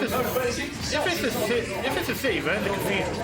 Does religion exist in Animal Crossing? I don't know. They believe in Tom Nook. They believe in the power of bells. Oh! Bacon got the read then. Okay, Matt's shook. He's like, yeah. I got hit once by this dumbass move, and although Matt does have top player composure, like yeah, this will shake him, but like yeah, Matt's mental fortitude is not easily shook as some of the other players in Lincoln right now. But unfortunate SD from Bacon there, evening it up right now. Again, we're in the Smash 4 set. This is looking pretty rough. Both players, unfortunately, losing their stocks supremely early. Oh, the triple hit of Gordo, jeez! But Matt's getting the back air strings right now and even it all the way back up again. Jump into back air, yeah. Okay, let me just jump up and get up there. Like, the iron way, he just got hit with the "We will rock you" right now. Yeah. This is looking like Matt's head is back in the game. He's not letting him get. Well, to be fair, Bacon's not gone for the jet hammer yet. Oh, here we go. As I speak. That almost breaks shield. Is he going to jump? He is, but he doesn't quite get the spike or the kill. The Anton killer. Oh, yeah. There you go. Not the Matt killer. Matt did it to himself. Here we go. Bacon's on his last legs by the looks of it. Matt. Oh, unfortunate SD to end the set. That was looking promising. I think you can challenge DDD's upbeat if you have VC. Yeah, you can. You can challenge it with a lot of things actually if you just approach it from the side. Who are you playing against? 6-4. 6-4. Okay. I know something a bit about this matchup. Yeah. It sucks. It don't suck per se, but like 6 pulls like this out. How do I beat Ike? It's really hard. Like yeah, his nerf's pretty good. You gotta like wait to punish him. Mm-hmm. Or jump up before he jumps. Yeah. He's got something like with the locker. He's not kind of winning totally in this matchup, but neither should he. I don't. Yeah, absolutely, he shouldn't. Ike's the kind of character that you want to overwhelm, and I don't think Mewtwo's the right character to do that. That's the one with like, how do you get your KO set up? Because punishing his land is quite tricky. Yeah. I think Ike's game is all about. I know Zord finds it particularly hard to get neutral air back air, which is. I've not played once. How was that you first set? I don't understand. How was that you first set? Have you not played it? No. You must have played it. No, I have not. You must have, because Matt's played against someone. Matt was in round 2 anyway. Oh, for melee. Ah, okay. That's right. I thought you were talking about Ultimate, sorry. I'm saying, I was playing him round 1 melee. Six pool. What round is this? This is winners 3 because Winners 3. Okay. Winners 4. Okay. Yeah, this is for top 8. Is this 3 or 4? Bear with. yeah. Okay. Enjoy that, please, John. Rory, are you jumping back on? I am jumping comms? back on. Cool. This is winners round 3. Okay. Sorry about this, guys. We're just having some technical difficulties with the stream. I beat Ark off stream. Oh yeah, I beat Dog on stream. Well done. Well done. Does that is that your winners run then? Seeing? Oh no, because you're in losers. I'm in Six losers. ball. Yes. My apologies. Six pool teasing us with a Bayonetta. I want to see that Bayonetta. He's not. This is a matchup that we have seen plenty of times here, ladies and gentlemen. Zord Six Pool is usually a top like top 4 match. Yeah, absolutely. But we're seeing it this early because of kind of randomization of seedings, because of different bits and pieces. You blaming me? No, I'm not blaming you at all. But of course, this is a set record which Zord is heavily favoured in. Last week, we saw him absolutely demolish Six Pool with a 3-0, which he gives me the middle finger for. I'm only spitting the facts. But we're going to have to see. Things can change around because the set before that was a win for Six Pool. I think this matchup purely depends on whether Greninja overwhelms Ike. Yes. Absolutely. Of course, Ike's weaker kind of area is going to be his offstage game. And he read the DI in but didn't quite space the down air right to almost take that stock in super early. Yeah, not quite getting the Still gets the stock early anyway. the 2-frame there. That was it wasn't a 2-frame, sorry. He got bumped into it by the stage. Yes, he did. Six Pool a little bit overextending there. He needs to find these edge guards, which he's now put himself into a perfect position for. But doesn't capitalize on it accidentally up, he's just on the platform. As Obi-Wan says, patience. Yes, he does, and this is what Six Pool needs right now. A little bit more patience probably would have caught that edge guard, wait for Zord to do something because, of course, he's at the mercy. But speaking about the mercy, Zord is all over Six Pool right now with a commanding lead, down to up smash. Very well done from Six Pool. Brilliant confirm. We need to swap around the... We do. This is even stocks, but a 60% lead, 50%, 40%. It keeps going down because of these shurikens. If Zord knew how to nair up air, this could be death percentage right now on Battlefield, but he says But it nevertheless, himself, he he's doesn't only know. potentially the best player that we have right now. Nice back there from Six Pool. Oh, he caught him with a little bit of hydro pump there. And you saw him go for nair up air. Cameron maybe is a bit too close to the commentary desk for his own good. But no, it's all even now. Six Pool has been getting these dash attack confirms that he is brilliant at getting, of course. I feel like Water Shuriken should be a lot bigger deal in this matchup, especially with quick draw.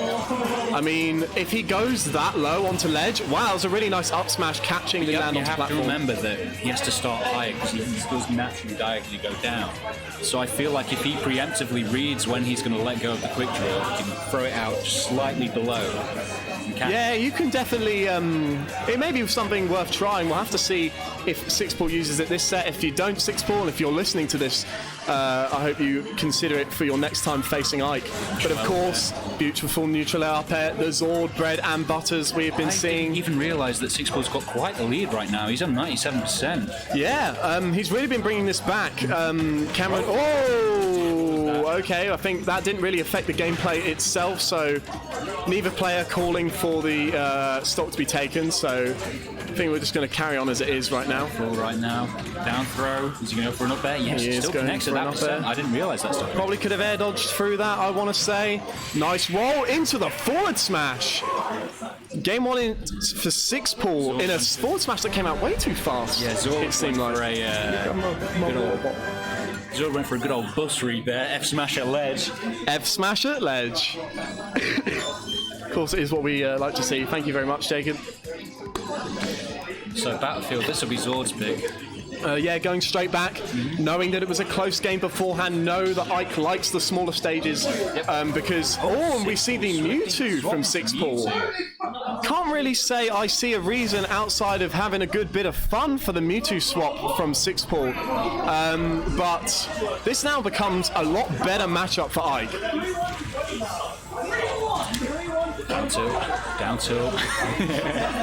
But see, so far, he actually manages to get the disable there. But it mashes out because it's only 0%. It wasn't really going to lead to anything, but it was a good way to get out of that F smash. This undoubtedly is a matchup that is Ike favoured. Mewtwo being such a big body is going to mean that Nair is going to connect so much more easily, and Mewtwo being slower than Greninja means that 6-pool can't really use his movement options to get around the Nair, which is mainly what he's been doing. Another big thing is that Mewtwo doesn't really have the tools to contest with Ike's recovery in any way, apart from Shadow Ball. Oh, that's a good point. Oh my god! On the F smash, went for the Yeah, Yeet Smash if you want that one. That one's free. But nevertheless, we're seeing a lot of disable from 6-pool, which... Yeah, confusion side B, isn't it? No, disable, not confusion, mate. Oh, but a nice drop through back air means Zord is going to take the first stop. I said that disable was confusion. Oh, okay, right. But no, 6-pool is very familiar with Greninja. We see that those kind of long tilts contesting Ike maybe more at a distance, but I think that could be his. I think that could be 6-pool's reasoning, is the fact that Mewtwo may have a slightly bit more range than Greninja. So maybe... Oh my goodness, Disable put him in so much hit stun, that, or like break shield animation, that he actually managed to still get back from that. And missing those F smash punishes on the Disables. Yeah, I know, and I think he would... Oh, we see the shield break there. Is this going to kill? Yes, absolutely. Mewtwo, top 5 lightest characters in the game at number 5. Stuff like that, of course, it's going to kill. Forward, that's a classic thing. He's just relying too much on this disable. Oh, but a roll away. No punish. I don't think he expected him to come onto stage with that. I would have to concur. Neutral air, forward air. Yeah, but we could see an edge guard set up here. Now goes straight into the middle, resets neutral. Very well done from Zord. Catching a roll away or a dash back. He did read the aggressive jump back onto stage, but didn't quite get the space and right, so he was safe. That's just the nature of Mewtwo's floaty jumps. Very bad for 6-pool right now. I know. Completely in percent. Oh, that's a re-grab, but it's not going to see the punish. Oh my goodness. Spaghetti at the end. 2-0 for Zord. Oh no, 6-pool took game 1. I completely forgot. My apologies, lads, it's 1-1. It's because you swapped off. We'd just like to say a big thank you for 6-pool for everything he does for the scene. He's an absolutely amazing, lovely lad, and he's only 21.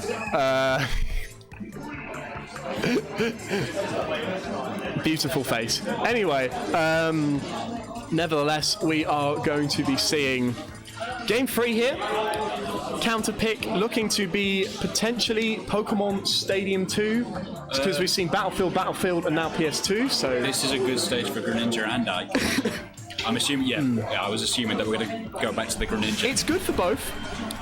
I would say it's a little bit better if 6-pool wants to potentially camp a little bit more if he feels like he needs to. He can circle camp, he has drag down platforms. He has not just that, but he has Shuriken, more space. Yep. Of course, he's faster than Ike, meaning that any kind of space that he can get, he's going to have for longer, because of course it's going to take Ike longer to get there.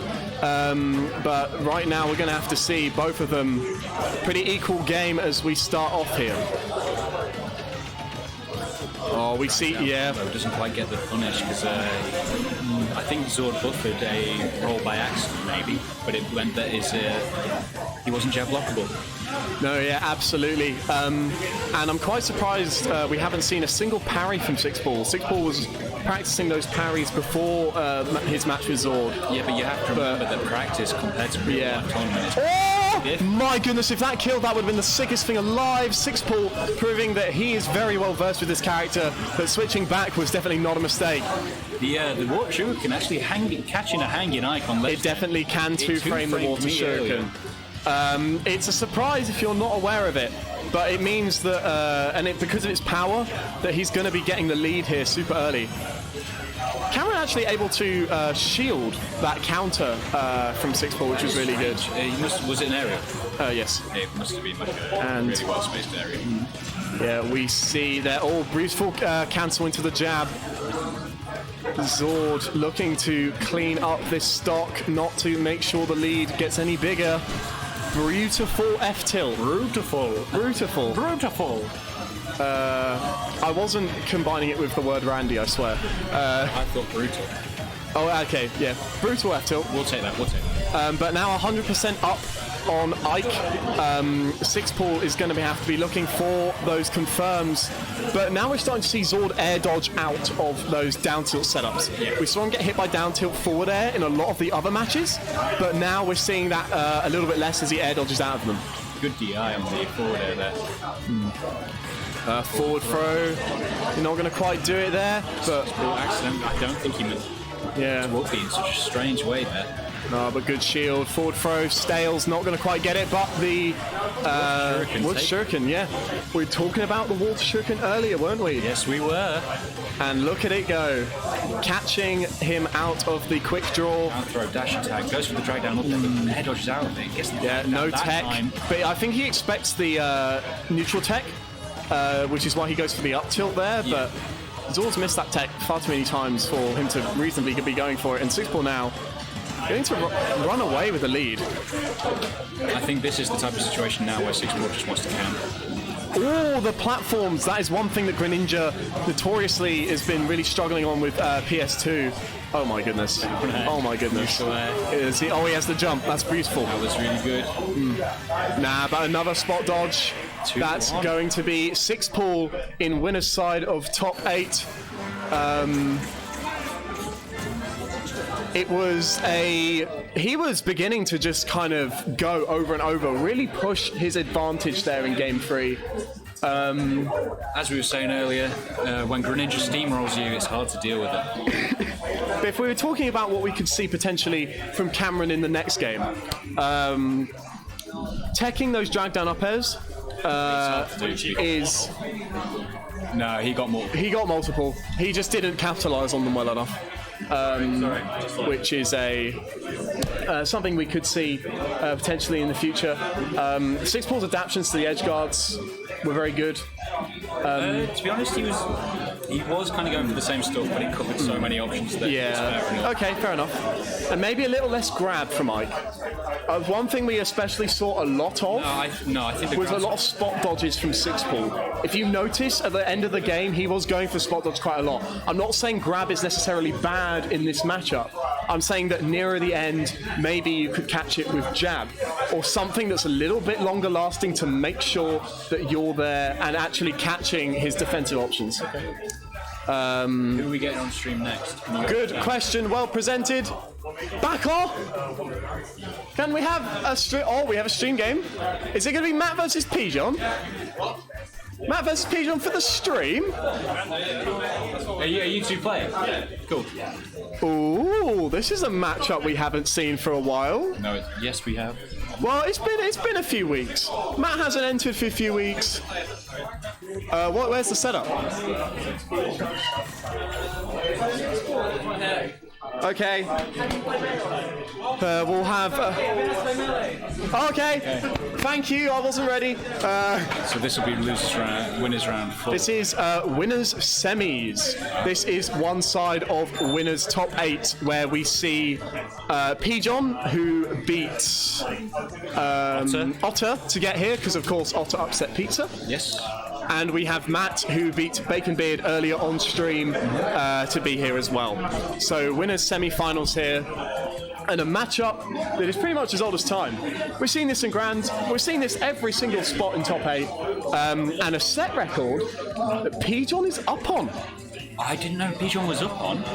Yes, he is. It is currently 5-4 in Pigeon's favour with these sets. So let's see if Matt can bring it back to even in this set. Well, yeah, I mean, this is not a grand finals. This is a best of 3 set. No doubt, Pigeon going Game & Watch here against the Matt's DK. Of course, Matt, our number 1 on the PR as of right now. Yep. Brilliant DK player, fantastic neutral. Raising a prodigy recently. And Pigeon looking through the music selection, baffled by the missing of something. Not quite sure why he hasn't gone to Picture Chat Battlefield. But we're going to see Multi-Man Melee 2 come out. For the Here music. we go.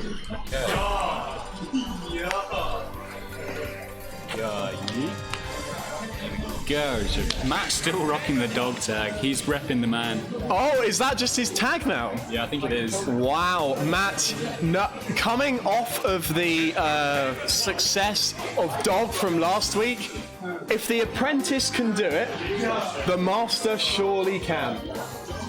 I mean, any good teacher has to lead by example, right? So, if Dog can beat Zord and yourself from last week, then Matt's got to beat Pigeon here. He does have to.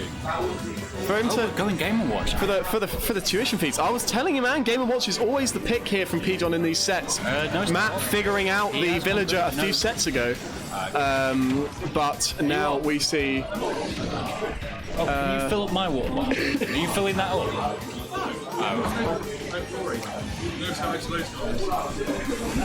Oh yes, because it's the quiz. Go for it. Send them my regards. But nevertheless, getting back into the match. This match is, of course, one that's very tough for DK.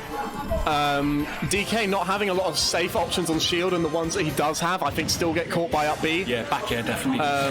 Even if it's well spaced. Oh, yeah, really nice catching of the neutral get up there. He went for the. He knew that he was going down at that. He was hoping that the super armor of the Donkey Punch would come out, but he takes him down with a down throw cargo throw. Yeah, Matt coming out in full stride here.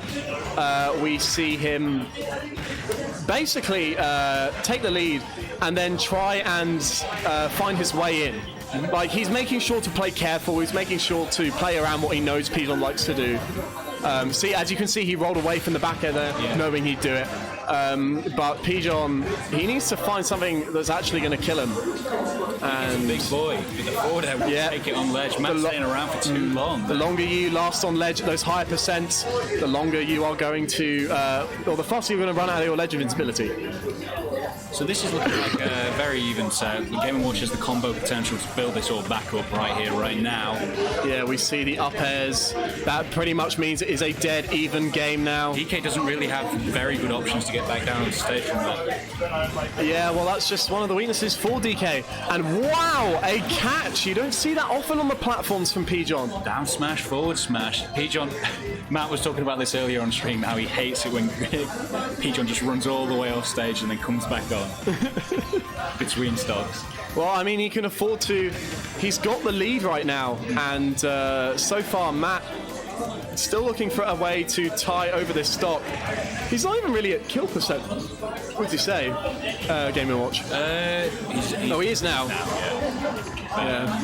Beautiful back When air. you said that, he wasn't. Fair enough. Wow, that's it. Down smash, forward smash, not quite it. DK's a big boy. I think you underestimated that. Yeah, and there's no tech for Matt.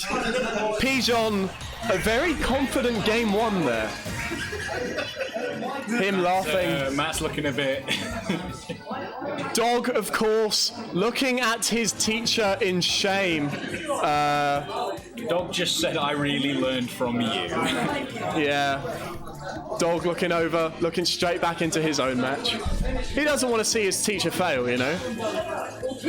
Right, well, I think it's been said quite often that Triplats or Donkey Kong's best stages. But another good stage, I think, is potentially Pokemon Stadium 2. I think this is kind of a neutral stage. Maybe it benefits Game & Watch a little bit more because Game & Watch is just a better character and can take advantage of stage mechanics like the longer stage width, like the kind of closer blast zones that PS2 has. But nevertheless, here we go into Game 2. Can Matt make this a Game 3? Or is Pigeon going to take this decisively and make it 6-4? We'll see. I think Matt's game plan here should be... You know what Pigeon's going to do, right? Yes. You know what his game plan is. So just try... Wait.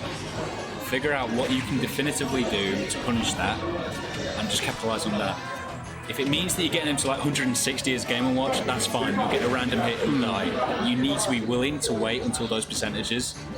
You can't be antsy at all. And absolutely, and you already see the adaptations from Matt, the mix-ups. He waited for an air dodge back onto stage early and caught it beautifully with a back air. He's going for the side B, which we didn't see in Game 1.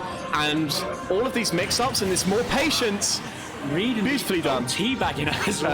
That was one for the Matt feeling himself. We always say a Matt with momentum is one of the most fearsome players in Lincoln, potentially number one. And here we are, is seeing it in full force, almost lapping Pigeon in percent. Well, I don't know what Pigeon was trying to book it there. That was strange. You get something. Oh, the side B there. He's upbeat out of it because, well, welcome to Game & Watch. But if he grounds him now near the ledge, could be game over. But actually, really smart upbeat out shield or out the corner. That's going to kill really early as well. I forgot about that as an option. That could cover Pigeon's neutral get up. Yeah. Oh, so love so much. Absolutely. Of course, that was buffed in the... Oh, really nice two-frame from Pigeon with a down smash there. But nevertheless, we see him go down. Oh, but he doesn't get the forward air back on. 80% lead right now. If he gets a berry, this is it. I mean, even dash attack into something. But Matt is playing patiently. Yeah. And this is exactly what we were talking about. It is. Down throw. Oh, for some reason, I was expecting a 9, but Pigeon's not in that desperate situation yet. Oh, beautiful grab. Beautiful grab there. To get back because he knows how to recover with DK. Knowing that he'd be in the lag from the forward air and knowing he could get the invincibility with the throw armor, that was so good. And already, 82%. This is looking like oh my god. Absolute mollywop. Destruction. Where, I mean, we've got to ask D1 for a destruction animation.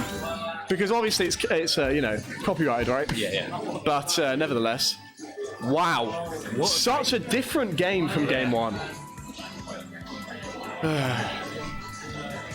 If you're in the chat, make some noise because this is going to be a nail-biter of a set. Matt saying he wants that flipping place in winners finals, minimum of a third place. Let's go from Exalted. We love you, Kitty. We love you. But wow. I don't. No, I didn't think you do. I don't hate her. She's a bit of a 50-50, you know, she's friends with half the people and got beef with the rest. You can't make her friends with everyone, can you? No. You can't. I mean, we only allowed her in Team Batty Chaps for so we could claim on the equality bonuses, right? Yeah, that's right. That's just the way it is. And we see the purple DK from Matt, a rare pick. It's what he's been going all night, my guy. Ever since Dog. Ever since Dog. My apologies, you're so right. And apologies for Kitty aren't going to happen, so let's just get straight into the game. Nevertheless, let's see Yoshi's Story, a stage that when Pigeon has picked, usually he goes Villager, because of course he drops the bowling balls from the side platforms. But we see Game & Watch is still the comfort pick here. And currently, maybe Matt has just figured out the Game & Watch. I think he has. Oh, as we say that, Game & Watch has evened it right back up. 60, only 8% in it right now. Yeah, catching the jump nicely with the nair there. Or looking for the two-frame. Pigeon getting really good at that, and the hitbox on that down smash. The down smash hit. A little bit suspect. Oh yeah, it's got that hitbox. Oh yes. Yeah, that's not the safe. Smash attacks on shield are not safe. Matt trying to grab out of that. They are safe. It's not safe to punish that. Yes, not safe to punish. Yes. But of course, Matt trying to grab out of that is going to get him killed. Meaning that Matt is going to be down here. Look at the way that Pigeon follows him from below. Yeah, he's He's running away with it right now. He's almost lapped Matt right here. Yeah, Pigeon kind of building a wind farm with these up airs, you know. You also have to remember that the very small blast zones mean that DK can kill off of anything. Oh, absolutely. And like using those platforms means you can kill even earlier off Cargo the top. back throw is going to be an extremely viable option for Matt. Yeah, but of course, looking for the grab's going to be hard when he spends half the time in the air. That's soft back true. air. Not going to take it. He knows that Pigeon's going to go for the downer, so he tries to read it with the up air, but just miss spaces when Pigeon goes through. Yeah, absolutely. Or he grabs him before he can get the up smash out. In that case, it's not safe. He's going to get the first stop. Is this just rage for a DK? We'll see. We shall find out, I think. Because this could be... Or the chair could be it, but no, Matt. Why this DI, yeah, with the two he's so good with these 2 frames. One thing that we see a lot with Matt and Villager versus the Villager is he goes high. Yeah. Perhaps we could see that a little bit more for the 2 frame if he is thinking of going low and kind of But at on the a same horizontal time, distance. I don't know, because Game & Watch's smash attacks are so low committal, that in itself could be a bad play. Yeah, and we see some scared air dodges from Matt.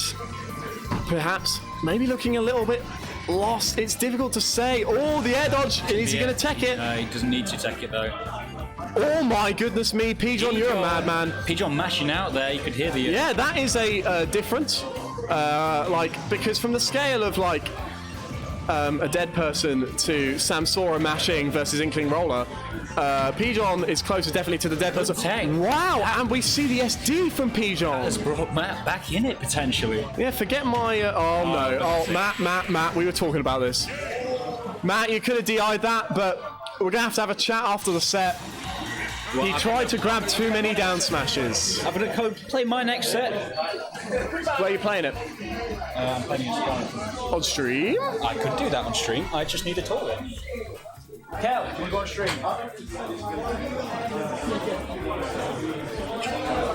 Dockster, are you playing friendlies on there? Is that...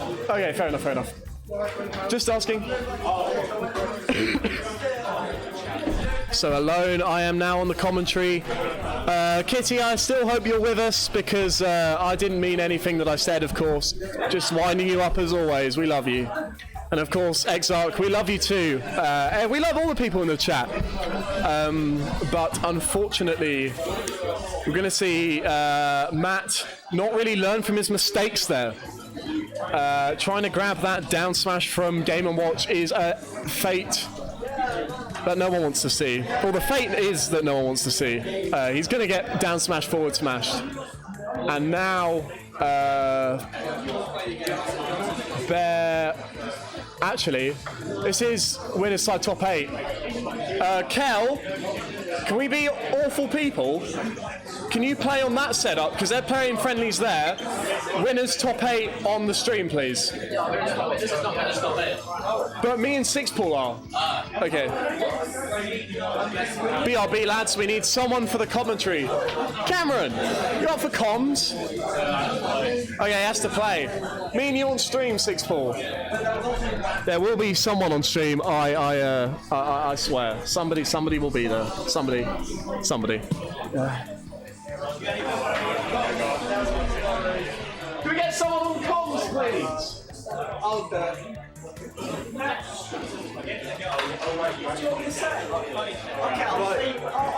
Right, Jensen. Don't say anything.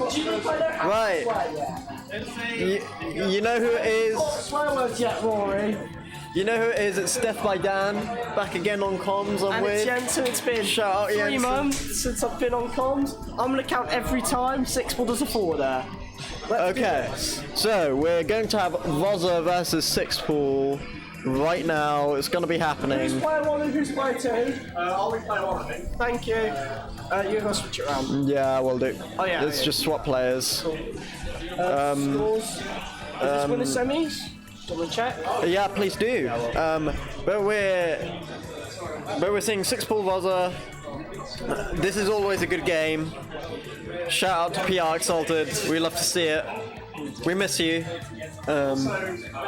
Get down here soon.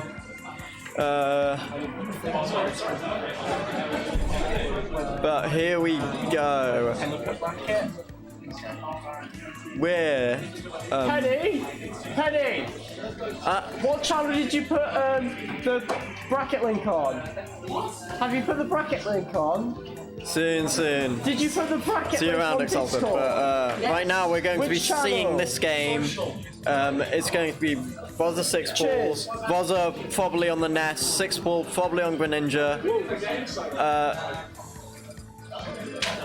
I will tell him after I get off this comms. He's TOing at the minute, but I will tell him. Don't worry about it.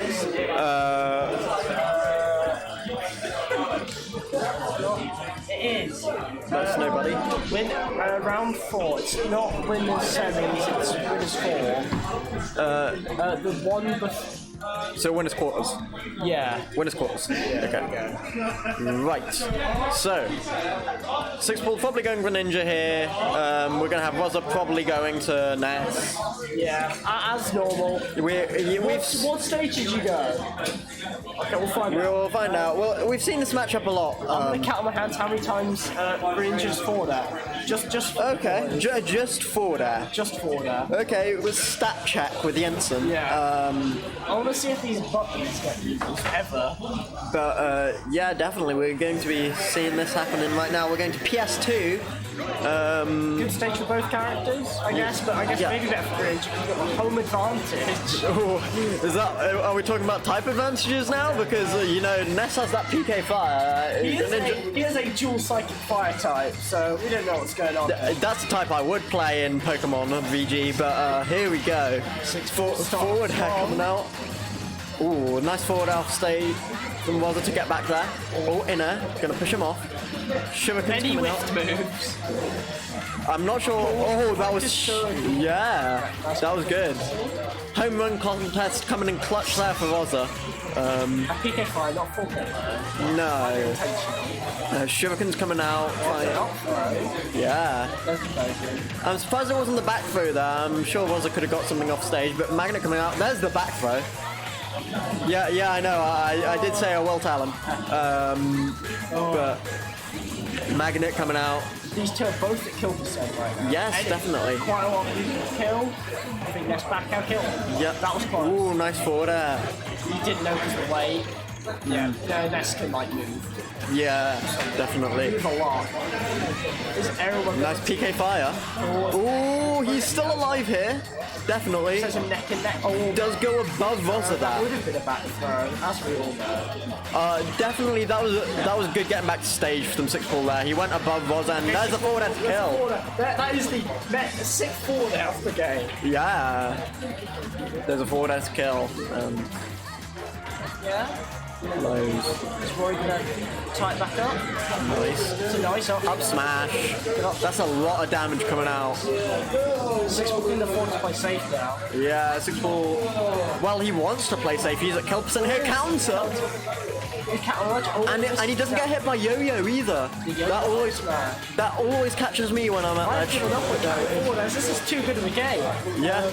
That was even 6 Ball. Throw off stage. Ooh, tries to use the up B to push Vozza back. That could have been epic like that. And then he could have just like jumped off and killed him. Yeah, definitely. But just not hit. It's a substantial lead for 6 Ball at the minute. And Vozza actually at kill percent at this point. Get a mad chain of snares and anything that little mess this little boy arms can do. Yeah. He's starting it off now. big. Ooh. 6 Ball doesn't fall for those. I fall for them, but I'm not as good as 6 Ball. He isn't landing yet. Conditioning. Ooh, that doesn't kill yet, but here comes Shuriken. No off stage, uses up B to try and stop him from getting back. Vozza with the magnet hands. But forward air does kill that time. 6 Ball is not. 6 Ball don't keep pressure on the ball is at this moment in time. Yeah. I want to see Ball's comeback right now. Oh, definitely, and gonna use that up smash off through the platform again for a lot of damage. Oh, look at this damage output now. I think Rory's ticked. I think he's gonna pop. Oh, definitely. Miss grab. Slidey coming through, and there is the forward air for the kill. Yeah, and And that's game 1 to 6-Ball. Confirm that 6-Ball did just dab. Yeah, he needs to be banned. Yeah, 6-Ball needs to be banned. There was a dab. You deserve to be banned for that 6-Ball. Oh, he dabbed again. He dabbed again, everybody. We would like to let you know that 6-Ball dabbed a second time. But what's the counter pick here for Vozza? I don't know. Great casting. He doesn't need a counter pick. He's got music. Oh, he's got the music counter pick. He's got the music and the heart of the cards today. Oh, wow. He just did it again. Yeah, that's fine. Jesus, man. There's many forward airs he did last. It's a bit too much. That's as many forward airs you did on the first start. That's too much now, 6-Ball. You're giving it too much. I didn't see what map we chose because I was too busy watching 6-Ball dab. Oh, Mewtwo 6-Ball. It's been a while. It has been a while, but we will change that. Unless he's trying to bait us out. Yeah, man. That would be scary stuff. Don't bait us out like that, 6-Ball. We want to see your Mewtwo.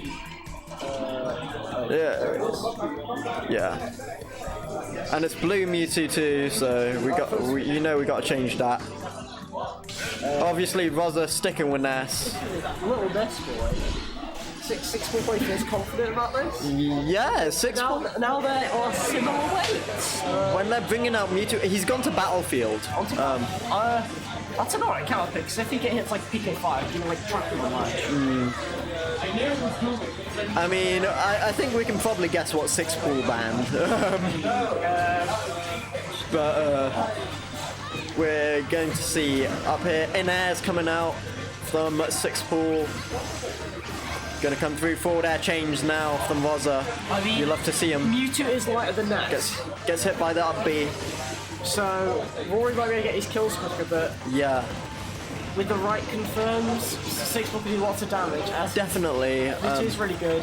Mewtwo is quite strong. Down smash. Up smash, yeah. Yes. PK Fire forward air conversion out of it. And an up air. This is kill percent now for 6-Ball. A back throw will kill us there? Yes, it will. No, good read. Yeah, that was a good one. Caster predictions coming out. Look, so you go. Oh, he's dead. Vozza does quite a bit. Oh, no spike. Yeah, no spike there. I like what Vozza did there, using the up B to stop 6-Ball from edge guarding him there. That was a very good idea. Put back down to stage. He didn't get punished out. That's good. Yeah. Lots of space. Gonna use the N-Air. I think 6-Ball was doing so much better with the Greninja in this matchup, to be perfectly honest with you. But that 87% lead not going anywhere just yet. 30-40! Jeez. Quick catch up from 6-Ball, but now at kill percent for them. A back throw would kill from Vozza at this percent. Maybe even like back air. Oh, the yo-yo at ledge! Yo-yo at ledge. It catches me all the time, it surely catches you as well, and it's going to catch 6-Ball. Oh, I've had to play Vozza much, so I'm happy. Yeah, it catches me all the time, but oh, Magnet. Gonna heal that. How much heal was it, 20? Or was it like 5? Or I didn't see. I didn't see either, but nice forward airs, trying to space them so 6-Ball doesn't go off stage and edge guard him. We haven't seen it. Oh, nice. Not do the funding and break shield. No, it didn't. It was the holding shield. Oh, that's nice up there. Oh, here we go. Can you confirm? Yeah, almost there from 6-Ball, but just spaces it a bit long, but there's the forward air. Neck and neck. Percent. 65 ahead, but it can be caught up very easily. If 6-Ball got 43 out of one simple thing. I like the idea for the Vozza there to go for Yo-Yo on that platform, especially since Mewtwo is such a floaty character as well. And his jumps, you can just, if you just see him jump, you just jump up, you just double jump up to him. Oh, nice teleport back to center stage to stop Vozza from edge guarding. 6-Ball's fishing before that. Yeah. I want to see an up throw. I want to see an up throw kill. You think? I want to see it. I want to see it. So fully charged 6-Ball now. I think 6-Ball's got a condition Rory into thinking he's gonna Shadow Ball. Yes, definitely. He's done it twice. Yeah, and you could see Rosa Magnet as soon as he fully charged it as well. Oh, teched it. That was awesome. That was really good. I can end it right Huge there. tech. Like, you can see more magnets coming out, but there it is! Rosa taking game 2. Win right there from Rosa. Rosa taking game 2, and it's going to be a counter pick for 6-pool, and he's probably going back to his Greninja. Yeah, but will he go like Kalos or PS2? Yeah, it's going to be an interesting counter pick. What are they going to do though? I don't know. I think it's either way. Yeah, this is certainly an even matchup. Let's see if he does some more. Let's see if he does some more forward airs. He hasn't dabbed this time, so this might show he's crumbling. Oh yeah, I mean the power of the dab is certainly. It's more powerful than life itself. I mean it's risky, you know. It gives you so much of a damage buff. The Ban Kalos. Ban Kalos. I think it's Town and City, so probably going back to Greninja. It's a very good nest state. Oh no. Greninja. He's probably going back to Greninja. Move. Oh, yeah, back to Greninja. Black Greninja. As we thought. But the power of the dab, you know, it's very strong, you know. It gives you that damage buff, but yeah, it's this one. It gives you that damage buff, of course, but of course it's a lot of fame. It's easily punishable, the dab, so you know it's a taunt to get bodied combo sort of thing. He's cycling. Oh, he's okay, he's back. No, he's back to his normal Greninja. Yeah, he psyched me out. Psyched me out. I'm sure he psyched the audience out as well. I was baited. Rosa Pogger from Exalted. Rosa Pogger from Exalted in the chat. Those Poggers in chat. Poggers in chat. Poggers in chat for game 3 of Rosa vs 6-pool in winners quarters. Let's see him. This neutral is epic. That's the only thing I can use to describe neutral. Yeah. These characters. There it is. Oh, back. Gonna go back there. Not good. I'm surprised he didn't use Magnet to heal some, but he didn't really need to anyway. Yeah, he's too low. This would be too much. Gonna use Magnet to try and... Finish down to that's too fast. Yeah. We're trying to fish for a down tilt forward there, but can't. Yeah, he's gonna fish for these combos. Ness can just. He's very floaty too. It's very difficult to get those combos on him. That's good off ledge. Up B, gonna make it back huge. Yeah, I mean, I'm sure we've seen Rosa do this quite a lot, to be honest. Yeah, he's actually ranging out a lot of other stuff like that. That is some good spacing to get. Yeah. And that's going to net him the kill, but 6-pool, even though he's light, he's not going down just yet. Rory's not going to take this lightly. No. He's going to pop. And he's going to kill 6-pool and... just like you said, the caster call is coming out. Jensen, best caster EU. If only. Invite this boy to SmashCon. Oh, here we go. Get me a ticket and I'm going. But here we go. Forward air's coming out. Big damage, huge damage combos coming out now from Rosa. That wouldn't have killed. Maybe like. He hasn't used that one on me before. That's a new one to me. But gonna make it straight back. Nice. That was a weird update. Yeah. I guess he just tried to jump. Yeah. I find it so difficult to recover with Ness up B, but Rosa does it perfectly every time. I used to be able to do it like ethically. I just like I didn't want to. But now when the game starts, it feels like difficult. Yeah. Is that gonna get? No, it's not. I'm gonna be honest, I didn't expect 6-pool was going to be the one to die there, but he did. Not 6-pool, Rosa, sorry. I didn't think Rosa was going to die there, but he did. I thought Rosa was the aggression in that situation. Practice makes perfect with his FB, it's naturally quite hard. Thank you for that, Exalted. Some damage combos coming out now from 6-pool, but that's in the air. Yes, that was good from 6-pool to land on the platform. Stop Ness from edge guarding him. I'm sure. Magnet. That was good in air. anything kills. Well, there it is. Only a 44% deficit. Well, less stock, less game situation. This is going to be really good. Last stock, last game situation, guys. Is exciting as all hell. Oh, the parry, but he still continues the combo out of it. And it's completely dead. What a dead heat. 47 to 46%. This man fights. It's huge. Oh my god, they're exactly 53. They are 0.1% away from each other. Oh no. Oh, 6 pool, that was scary actually. That could have been the sweet spot to ledge, man, you don't know.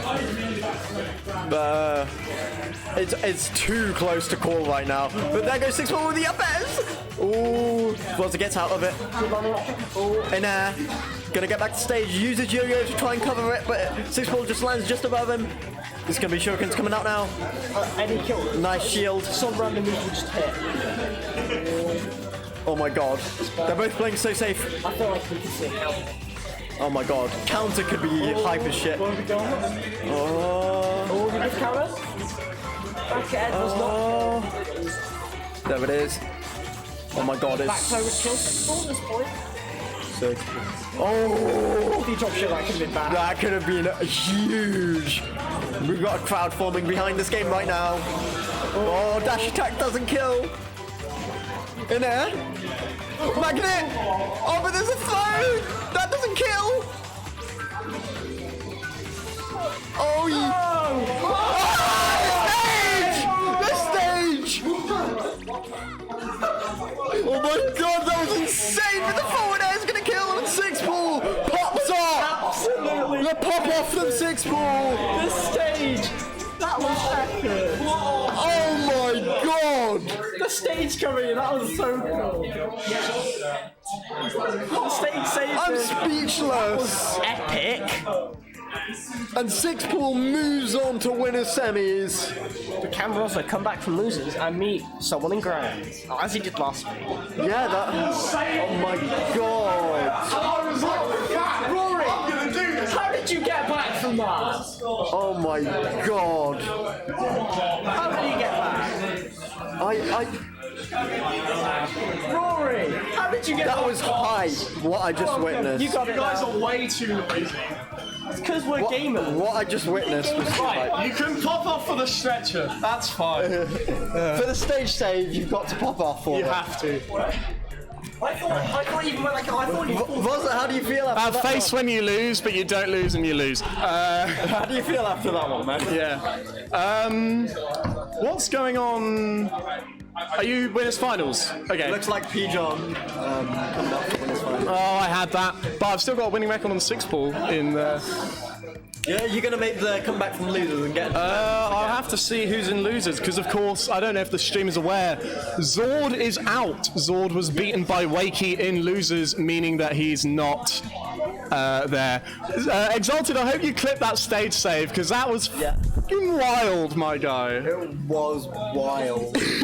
I didn't deserve it at all, but I've never seen 6 pool pop off that much. Yeah, so the 6 pool pop off is what I popped off. Our set count now is 3-2 to me. He's slowly creeping up these wins. But that is a set to be remembered.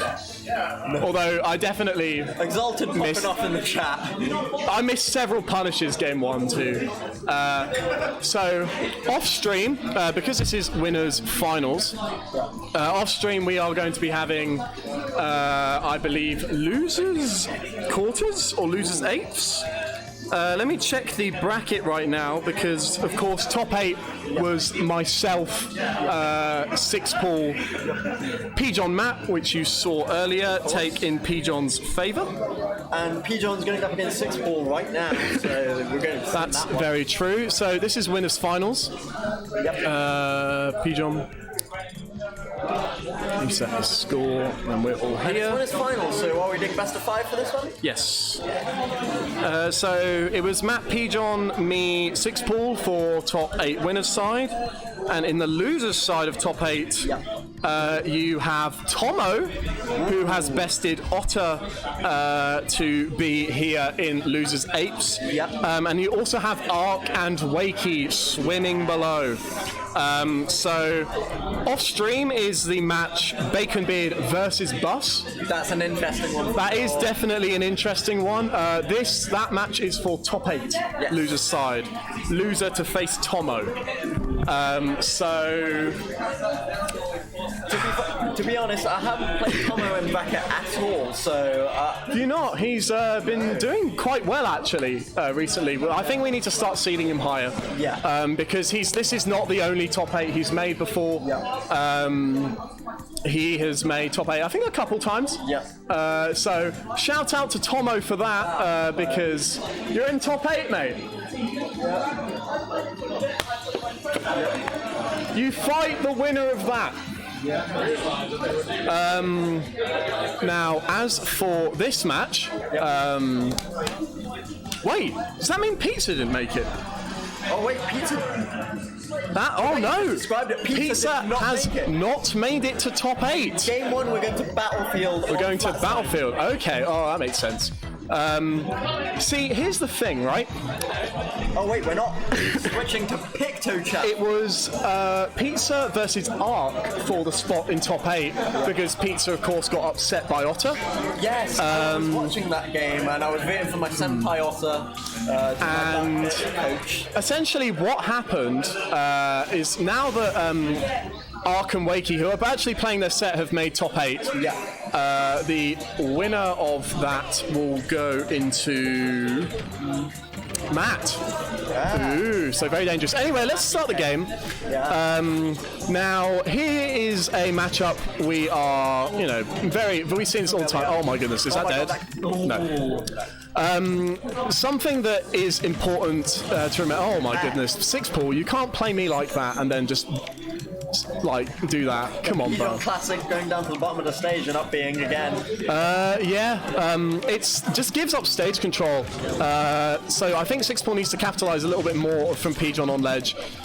You've got water shurikens you can throw out. You've just got your character, because people underestimate how much pressure you can put on by just being in a space. Yeah. Because it's the uncertainty that, of course, makes them maybe panic option, and it allows you to react to what they're doing. So Pigeon just holding shield on top platform at the minute. Yeah, Pigeon has taken a demanding lead here, almost lapping 6-pool in percent. Yeah, we see Pigeon camping. Yeah. Camping pretty hard.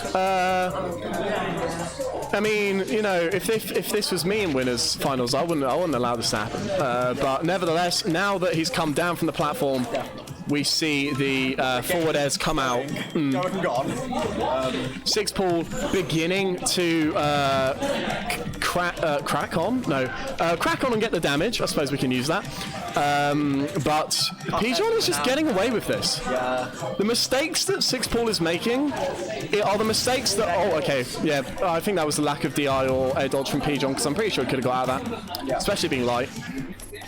But okay, here we go. This is the 6-pool we know. Waiting out for the down air to get the dash attack into the back air. Throw off stage, bacon bits coming out. Yeah. Oh, he better tech it, and he does. Good stuff from 6-pool there. No, absolutely. Whilst stock 1 was a little bit, first time facing Pigeon, this is now much more kind of what 6-pool normally does against this character. Yeah, we see the down tilt pressure.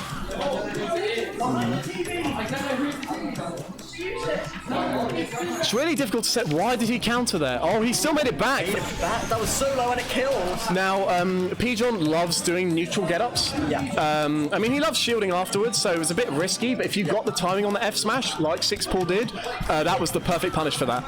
Down smash hits, but doesn't ground. Now we better see another tech. Yeah. Huge tech from 6-pool. The only edge guarding that really... the up air kills. A little bit of an overextension, perhaps, from 6-pool. But, yeah, the only... Situation. Yes? The only edge guarding that we really see Pigeon ever do is stage spiking. Yeah. And when you get this far in bracket, especially when you're in winners finals, I mean, at top 8 at all, you're going to be running into players who will take that every single time. Yes. And whilst it didn't work, and whilst it worked the first time, it's not going to work this time. Oh my goodness, he really went for the 9. So yeah, looking for those forward airs. He always shields after the get-up attack. I think that was a perfect grab there to kind of catch Pigeon on that habit. Back it on the water shuriken again. That's twice now. It's a fantastic reflecting tool. Yeah, you see Pigeon run our shield, try and catch the landing. I could have done a little bit of that, but never mind. Yeah, up air shield, of course. Your prime thing that you do in that situation. Sixpool is not spacing these nares well at all. Off stage. Nares, he could have caught that air dodge, but he was not fast enough or reacting enough in time. Another throw off stage going to use for water shuriken to try and get him out, but yeah, indeed, and we see the forward air. That's going to be game 1 in Sixpool's favour. Thanks for linking. Oh, okay. Thank you very much for the clip, Kitty. That's one that I want to see plastered on Yeet Smash everywhere. Because that's kind of mad. But switch to Lilac for Pigeon. He just always brings this out. Can't believe he didn't ban this from Sixpool. I always play Pigeon on this stage. It's a good stage for Dark Pit as well. So it's a great stage for Game & Watch. Yeah, it's a great stage for both of us. So we always end up going here anyway. So. And we see the Mewtwo come out. We've been seeing this from Sixpool every single time. He did lose his game to you, and he went to Mewtwo in your set. So how do you think his Mewtwo is playing out today? His Mewtwo is very looked for certain setups.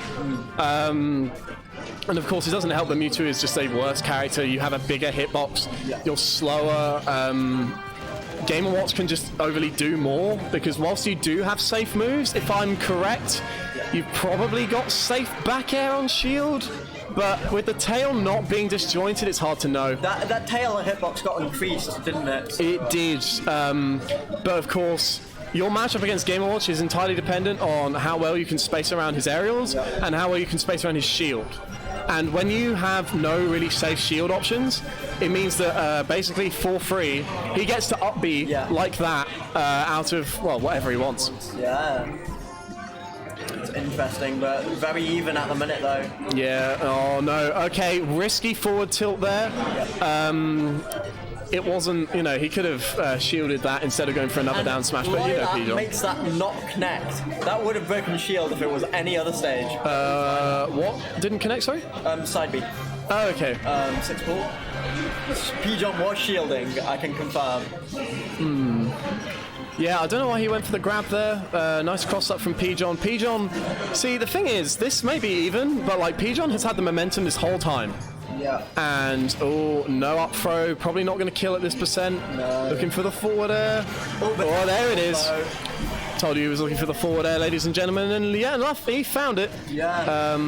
Dash attack not going to be safe. Loves these down tilts on these diagonal bits of Lilac. They just... Oh yeah, they cover so much space. Lilac with those slope ledges means that you're going to be able to hit lower below ledge with any moves at 2-frame. And... kind of that is probably oh my gosh, did you see it hit the tail there? Yeah. It didn't even hit the main body. That's kind of mad. But again, we were talking about why Mewtwo is not the best character. Yeah. And it's just going to be one of those things that Sixpool has to live with. And to be fair, Sixpool's still got the lead. Yeah, he does, but only by about 27% now. So... slowly building it back up. Yeah, okay, interesting. Yeah. Maybe Sixpool not quite comfortable with the character as of yet. You saw him jump into Bacon there, which is something he'd normally wait for if this was any other character, or if it was Greninja. Taking out the bucket, but doesn't choose to get anything out of it. Yeah, absolutely. Pigeon knows. Oh my god, he really caught that roll in. Pigeon knows that he can get a massive bucket by just absorbing the Shadow Ball. Something that is not only faster than up B out of shield. Oh, yeah. Oh, that kills. He tried to challenge the smash attacks. Yeah. Can't do it. You're not allowed. Yeah, oh, okay. Down tilt. Yeah, usually that follows up into forward air, but he's at 2 high % for that right now. Yeah, just Sixpool's got to look for a kill option here. Game & Watch is so light, anything could kill at this percent, really. You say that, but a lot of Mewtwo's moves, unless they're hit off stage, aren't really going to be killing. Forward air is really what he's looking for. Perhaps an up throw at this percent. Lilat, of course, having the lowest ceiling. Oh, that doesn't kill. No. Oh my goodness, he almost got that. Good DI from... oh no. Oh no. Ooh, that doesn't kill yet, but... it doesn't matter. Certainly scary. I mean, Pijon's got such a commanding lead here that it would be surprising if he was to lose it now. Gonna use those bombs to stop. Yeah, there it is. He loves using the platforms to do double bomb into something else. You see it all the time in his sets with Matt, the kind of bomb, fall off bomb, because he wants you to drop shield. He wants you to commit to something and then go to for like a down tilt, the move that killed him just there. And we're going into game 3 here, and if I'm perfectly honest, I think Sixpool should be going back to his Greninja. It looked like he was doing better game 1 than his Mewtwo was, and they're going to Carlos Pokemon League as the counter pick for Sixpool. Okay, so Wakey, did you report the score for your match with Otter? Pardon? Maybe I just need to refresh Discord, bear with. I'm just getting an update for the bracket. Back to his Greninja. Yes, and we see Lilac. Carlos Pokemon League. No, Otter, Arc, sorry. Oh, nice.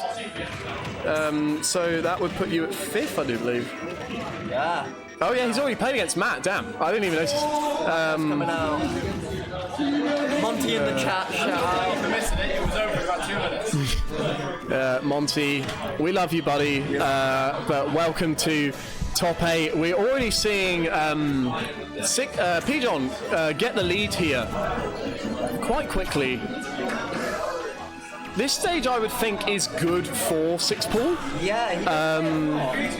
But you know, if Sixpool can't really camp, which is why I would usually pick a wider stage, giving Greninja the extra time to move around, and nice yeah, that was a really nice kill, and it got Sixpool into the lead, which is exactly what he needed. Monty, I don't know if you saw it, but did you see the Town City game 3, me and Sixpool? That's mad. If you haven't seen it, there's a clip of it which Exalted just put in the chat. So yes, indeed. Go and see that. But nevertheless, we see the up airs here from Sixpool. Sixpool trying to use counter to catch the down air, but he's got too much aerial mobility. That's an option that's not really going to work. Sixpool very far ahead at this moment in time, actually. Yeah, entire stock ahead. Yeah, and waiting for it, but not quite getting the spacing. The disjoints with Greninja here are really going to help any kind of random up smashes. Wow, the forward air gets him again. But the disjoints from forward air and stuff like that are really going to help him get around those smash attacks, which is, absolutely amazing. Oh, we see loops? No, I mean, they're not loops.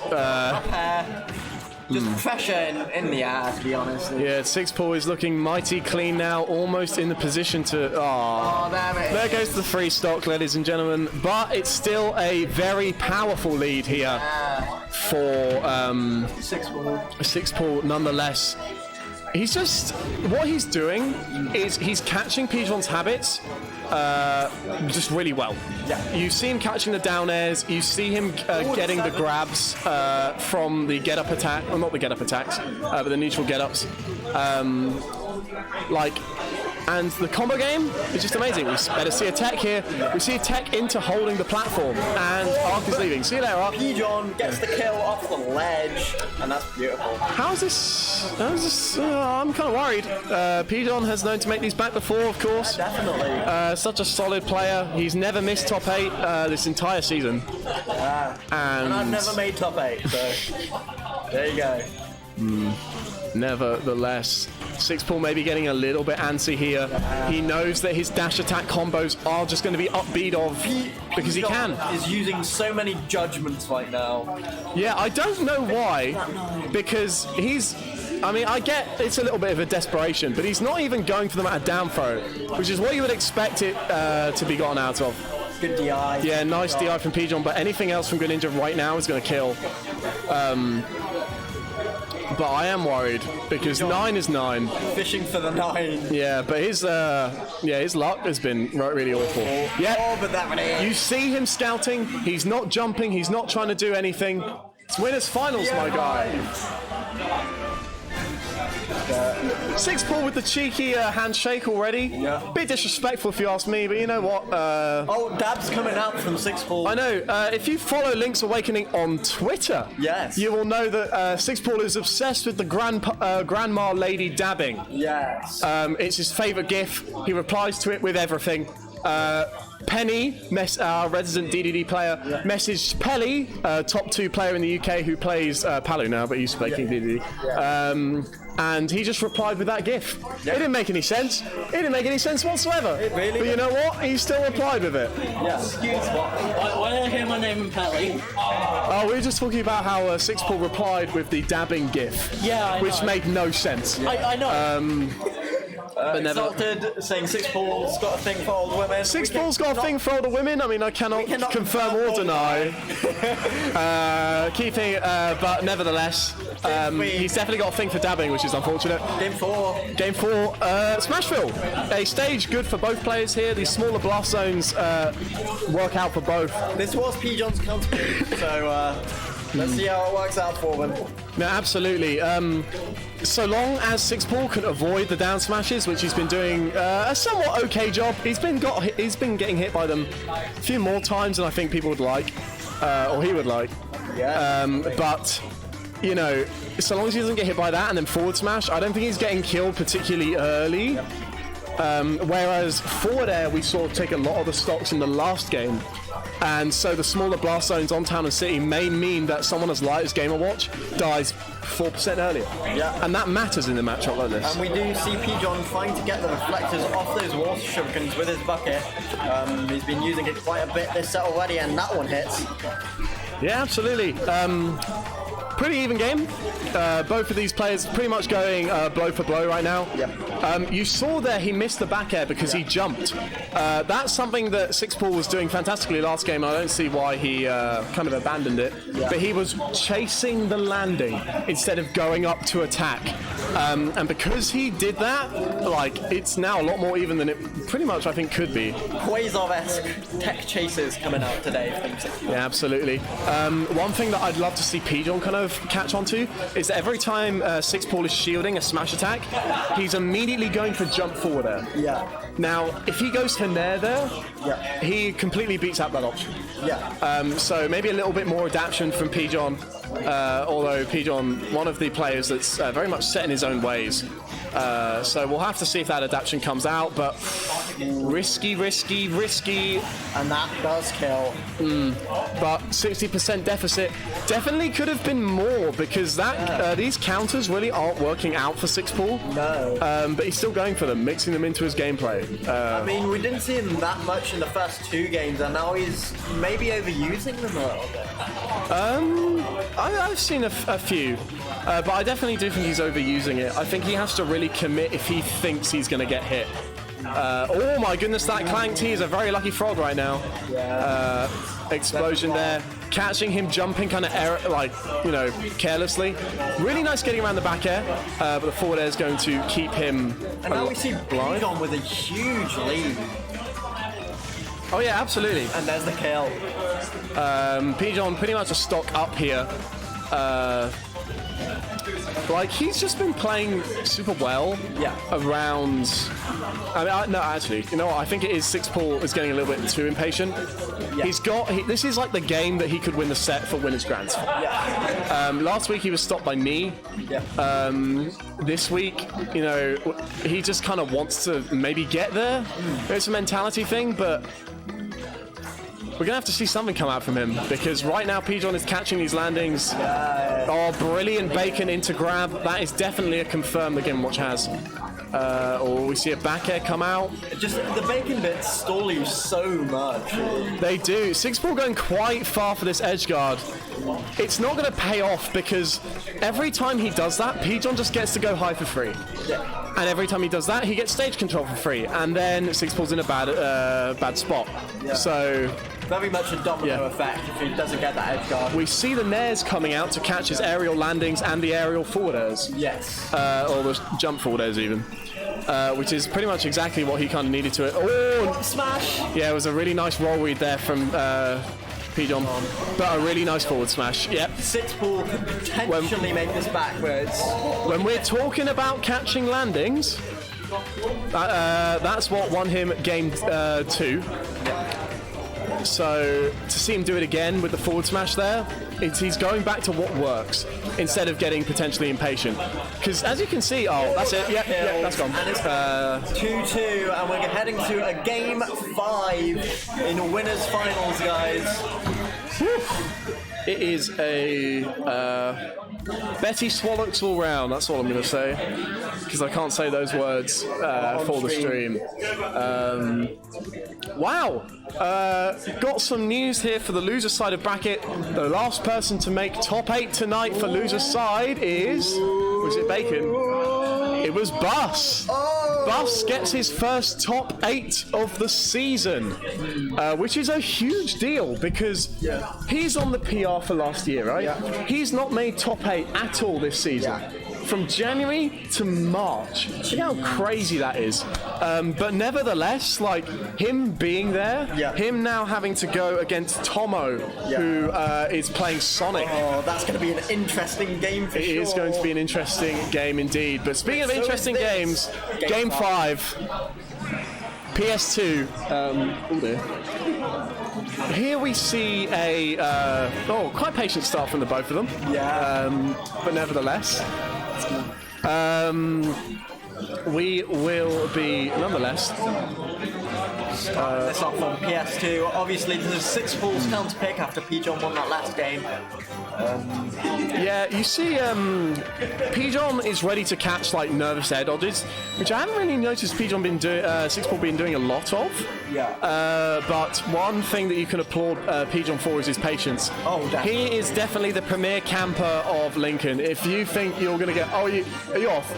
See you, Bacon. If you are going to get camped out, you're going to get camped out by this man. Yes. And he does not mind taking the game slow, bringing it at his own pace. But Six Ball, he just wants this over with. That was a really nice nair to forward air. It's not something you see a lot, but I'm glad that he got it because that means his Greninja combo game's getting better. Definitely. You know, this is going to be an interesting one for sure, as you can tell that both of them have taken 2 sets here, so you can tell both of them can beat each other and both of them can be patient and bait out attacks and win the game. So it's all down to this. Wait, hang about. Monty, are you in the room? Why are you on the same internet as the stream, my guy? Oh, maybe EDU room? Yeah, actually it could be anywhere in the school. How's the library, my guy? Nah. Leaf said himself. No, right, that's false. You can't be putting fake news in the chat. That's fake news. But nevertheless, we missed the first stop being taken here from Pigeon. Sorry. Yeah. Six Ball with the lead. He wants to get grands. Yeah, he's going back to what works.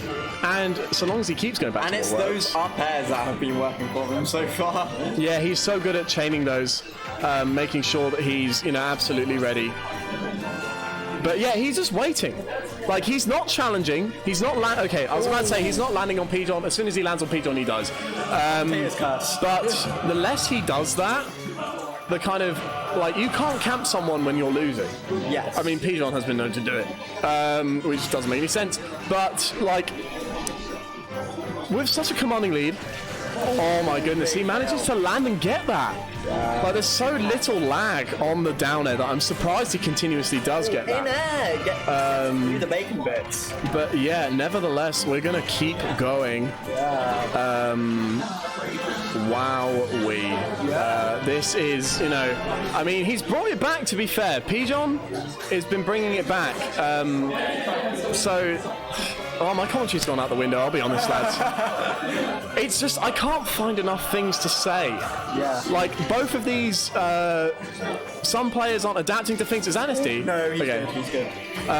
Six Ball knows his range. Yeah, we've already described what's working. The aerial, the forward airs, being able to space out Game & Watch's kit is really good. Ooh. Wow, he hasn't got up and down smashed, from what I remember.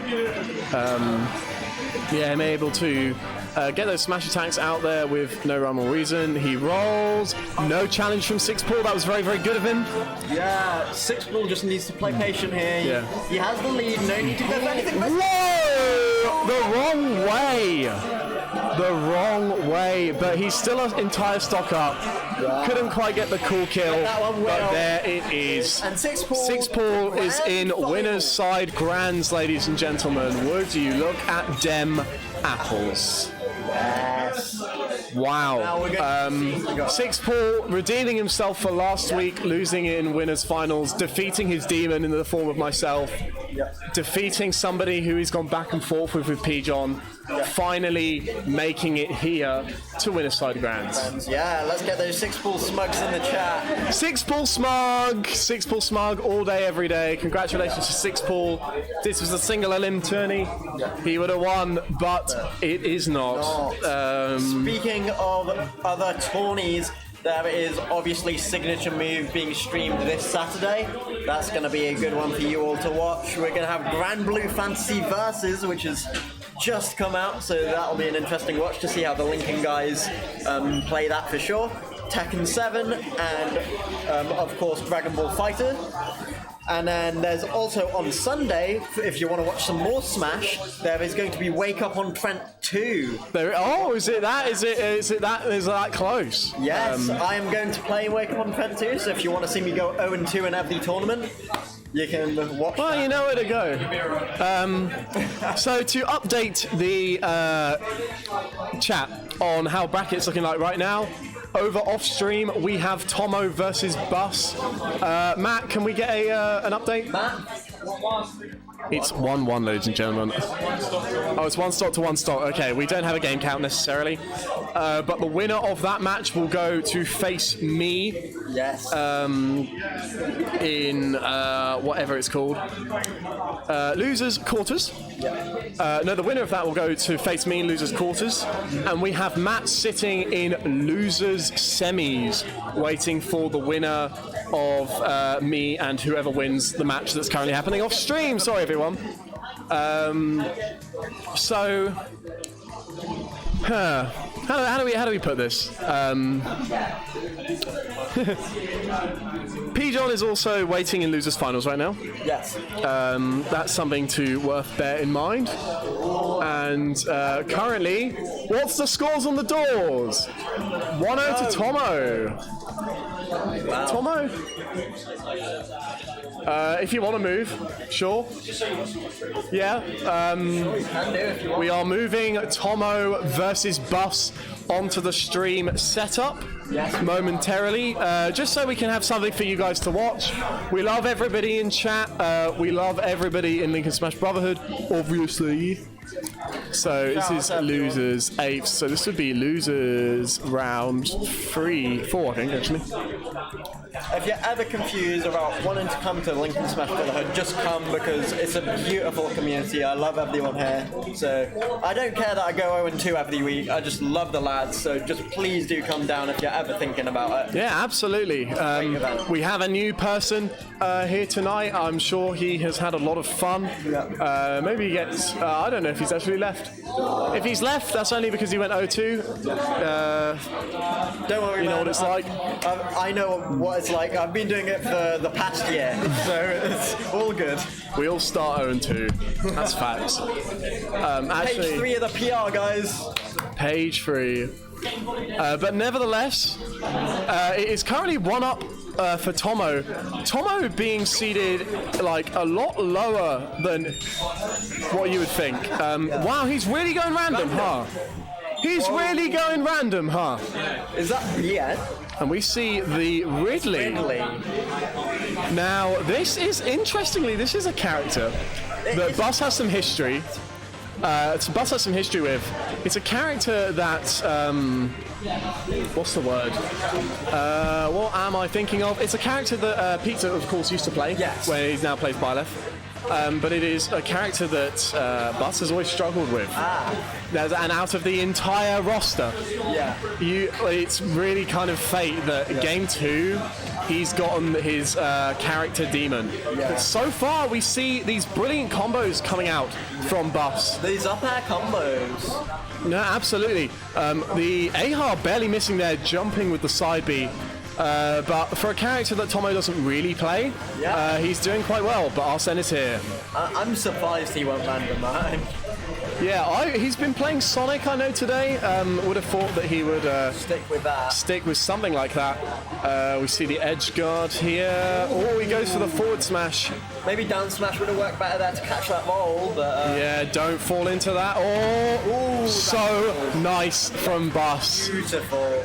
Showing shades of his top 8 ness here is Bus, wanting to take this to a game 3. That combo is super specific with the drag down up air. Yeah, I should know myself because Pit has a lot of drag down combos, so I know how difficult they are to I would say that Joker's is a lot more different. Wow! Down smash catching him hanging off the ledge for too long. We knew it 2-frame, but we didn't know he could. It would be untechable against the stage. We see the drag down up airs there from Bus. He's just kind of keeping his spacing here, keeping Ridley out. Ridley, of course, a big body character, meaning that, the more moves you're going to throw out, statistically, you're going to hit more of him. Yeah.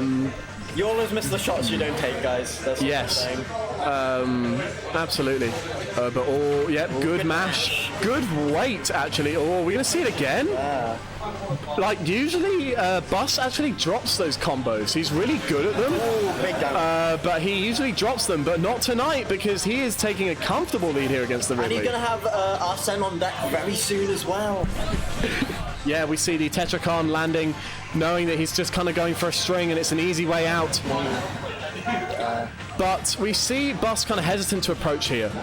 Now, the more that he's hesitant to approach with Arsene, the more Arsene goes away.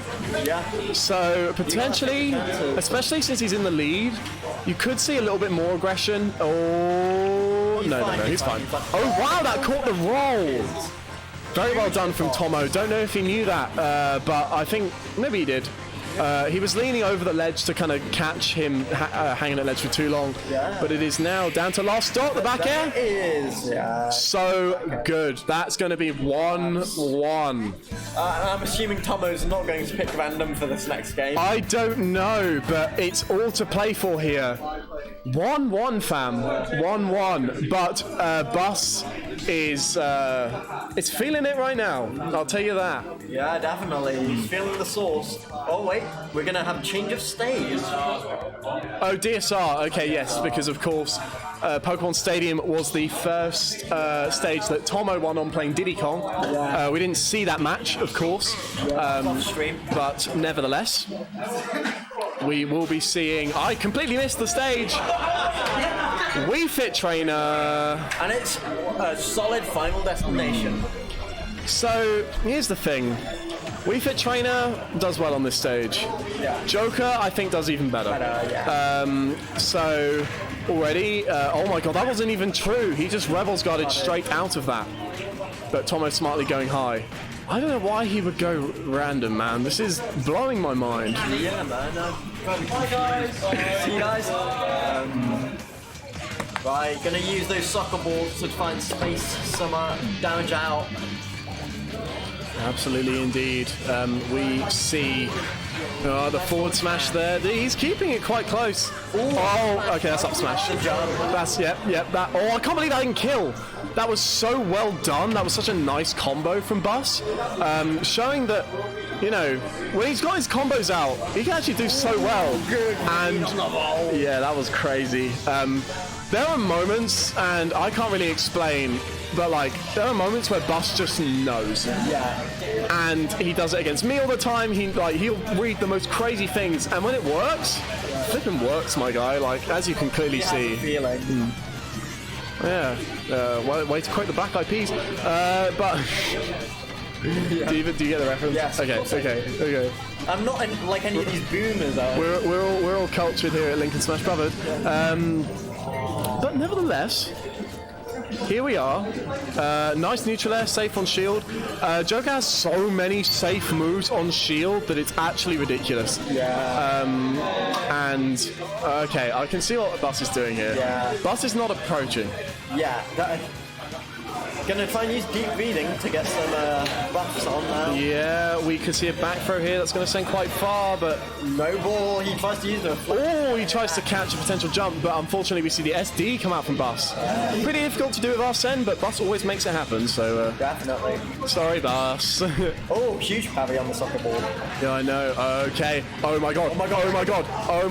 Okay. Ooh. Everyone stop breathing there.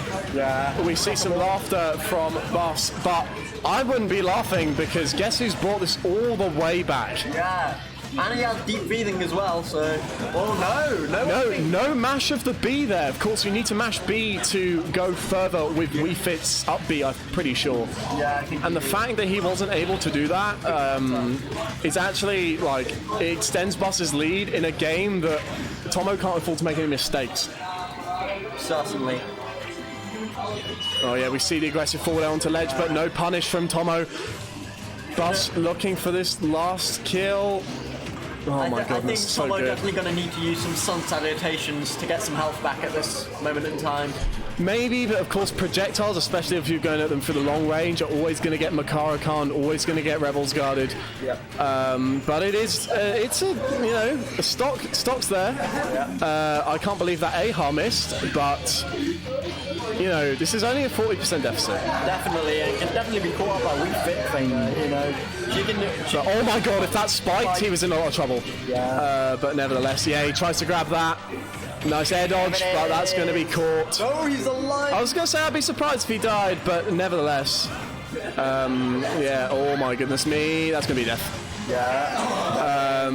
Super great on the drag down up airs. Usually you see Bus miss those. Yeah. But not today. Bus winning that set 2-1 and going forward into losers. Quarters. It's losers quarters. Yeah. I'm pretty sure if Tomo had gone one of his main characters, he would have won. Because legitimately, he has some good characters up his sleeve. But when he's been given stuff like Wii Fit, when he's been given stuff, who did he get before that? Ridley. When he gets stuff like Ridley, characters he's unfamiliar with, it's unbelievable. Yeah, I mean... But now... I would have liked to see a Sonic, because I'm one of the few people that enjoys watching Sonic gameplay. Well, that makes one of you. But nevertheless, it's going to be me versus Bus. Pizza? Go for it. No chance you can do some commentary? Me versus Bus. This is for loser semis. Everybody get those Rosa Pogs in the chat.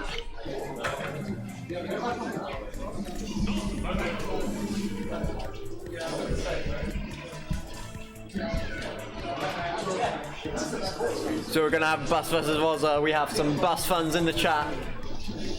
Exalted's cheering you on from the stands. Maybe cheering me on. She's. Right, here we go. This is gonna be winners quarters.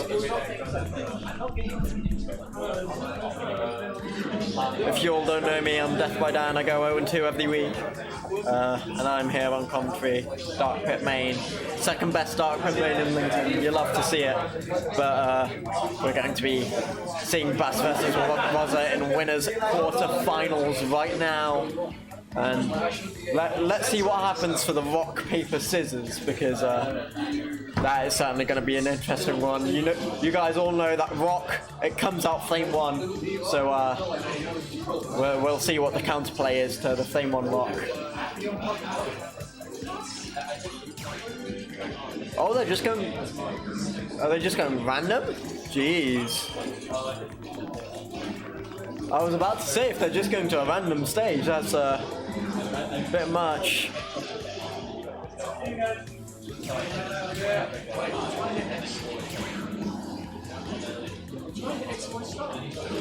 We may have a bit of controller problems here for Roger. I'm not sure what's happening, but it seems like we have a little bit of controller problems for us at the minute. Unfortunately.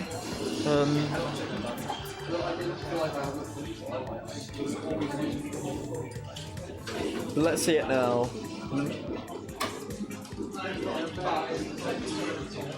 Right. So.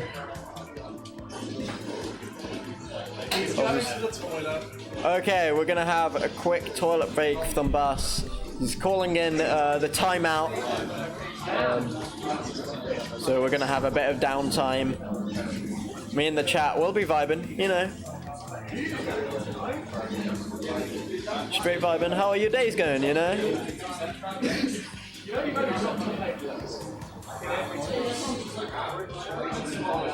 How are your days going in the chat, you know? Love to know. As we're waiting for Bus to come back from Le Toilette. Day's going good. That's good to hear, Exalted. Yeah, I've had a good day as well. I'm just straight up practicing for Wake Up on Trent 2. I've been putting the grind in so I can do well there. And of course for Signature Move as well, I've got to put the grind in. But yeah, I'm doing good. I've purchased my Dark Pit cosplay for Link's Awakening. So if you come down to Link's Awakening, you're gonna see me in a Dark Pit cosplay, and everybody knows that that's worth the money. So yeah. Bus back from the toilet. He's walking with swagger back to the set.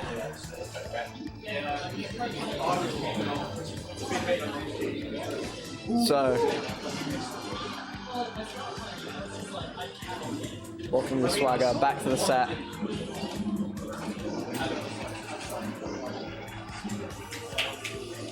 And you see, Bus wins the rock, paper, scissors with Flame 1 rock again.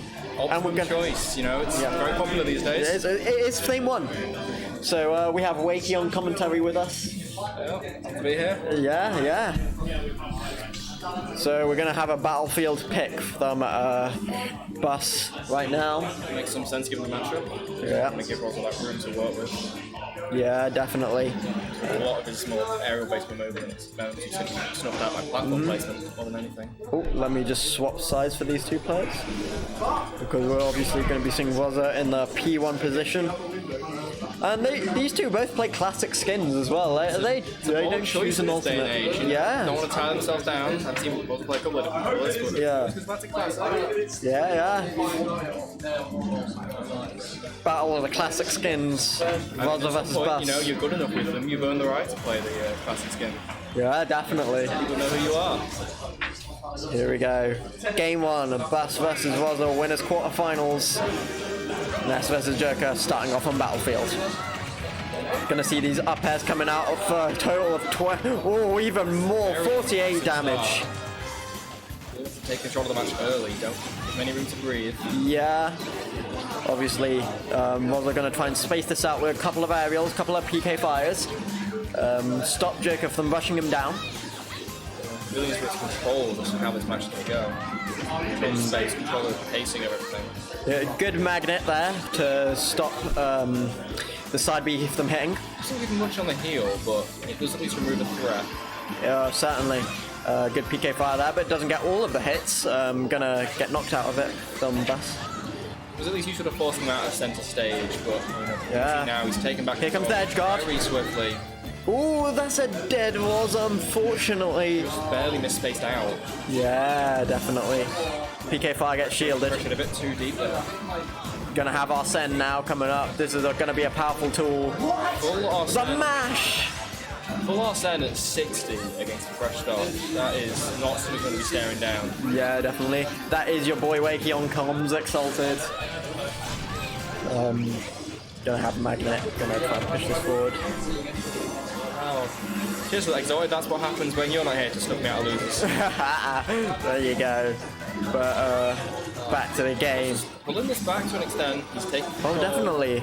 Back throw will kill now. He's definitely a kill percent for a couple of the next options. Oh, like that. big spike. Excellent way of controlling the end of the stage there.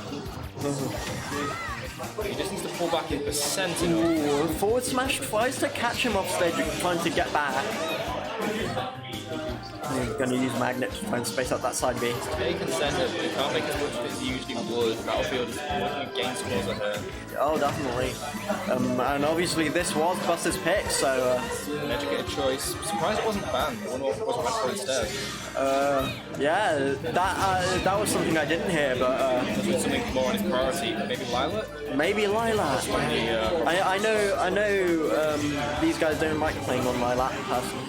I love playing on Lilac. A lot of players that don't, you know. Yeah. It's got a lot of interesting geometry to it. Yeah. Really good. Oh, but nice forward air to stop the edge guard from Rosa there. Strokes are practically neutral given how easily Ness can kill from certain positions. But Oh, definitely. Arsenal's a big factor. And Rosa actually bringing this back. Big factor's almost gone though. Yeah, Base Joker. That's both a kill percent. Yeah. He's gonna try and stuff something out with PK Fire. We're gonna see a slightly more projectile heavy game plan here from the two Yeah, of them. So definitely. Get a solid grasp of the neutral. Ooh, gonna try and up B and try and catch it with Yo-Yo.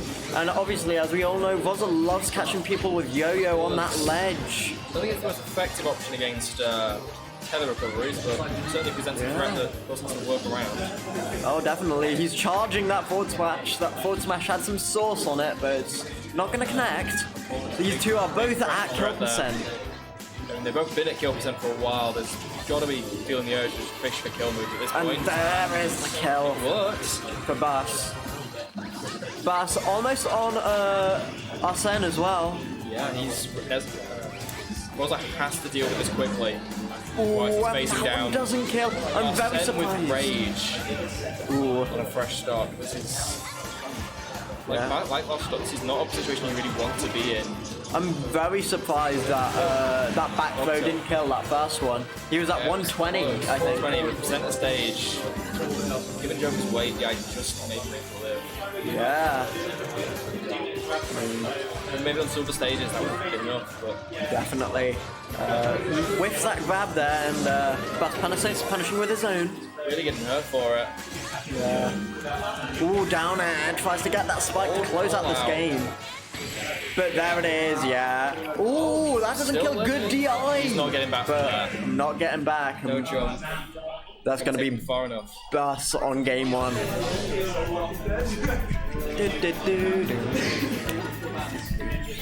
Don't do this to me, Bass. I just played the Persona dancing game today. I'm doing it for you. Oh no, man. Persona is surprisingly one of my favourite game series of all time. I really do love it. Things about it. It's very good. So good. I recommend anyone to play it who hasn't already. Well, this is the fun thing about a games degree. I played a video game outside of Smash in so long. And that's the fun thing about psychology degree, getting those hard-ass reads! Yeah, you definitely got the experience there. And Moz has been catching in a few of those lectures. Our best impression of Dark Sidious, man. Ooh. We've got some Darth Sidious in the house. Nice to see some camaraderie between yeah, these two players. What is it now? Losers 5, losers 6? Short on bracket well. Yeah, this is winners quarters at the minute, so sure? Yeah, I'm pretty sure it's winners quarters. Oh no.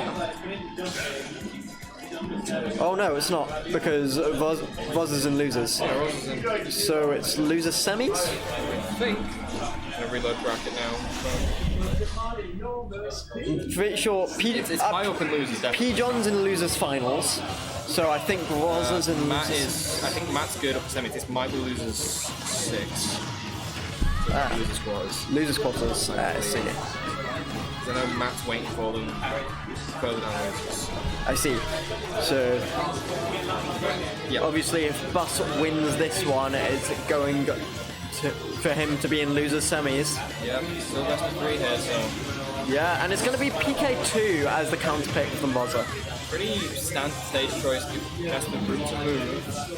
Yeah, definitely. I've seen him go to the Very stage. few people that really see issue with PK2 Stadium. It's a very well-rounded stage. Oh, there's going to be a kill. And With with a good edge guard, he is almost entirely a stock up there. yeah, only 11% on him, and he's caught that up straight away. Like, you know, Roller Roll's ability in controlling a game state, there's still a lot to climb. Oh, certainly. Definitely capable of stuffing him out. Oh, yeah, certainly. Going for these scary things. And especially with Arsene now on a fresh stock. He has to kill soon, or at least deal with the Arsene. Yeah. He has the option to potentially range out, but Yeah, these side Bs though, dealing a lot of damage. very good at getting in. That's just doesn't have necessarily enough available options. Yeah. We've seen how much his recovery can Ooh, and by another one. Bus. quickly becoming a nigh insurmountable hill to climb. Yeah. Seen it done before. Oh, definitely. Not going to be easy. Yeah, doesn't get caught by that yo-yo. Bus a lot smarter than I.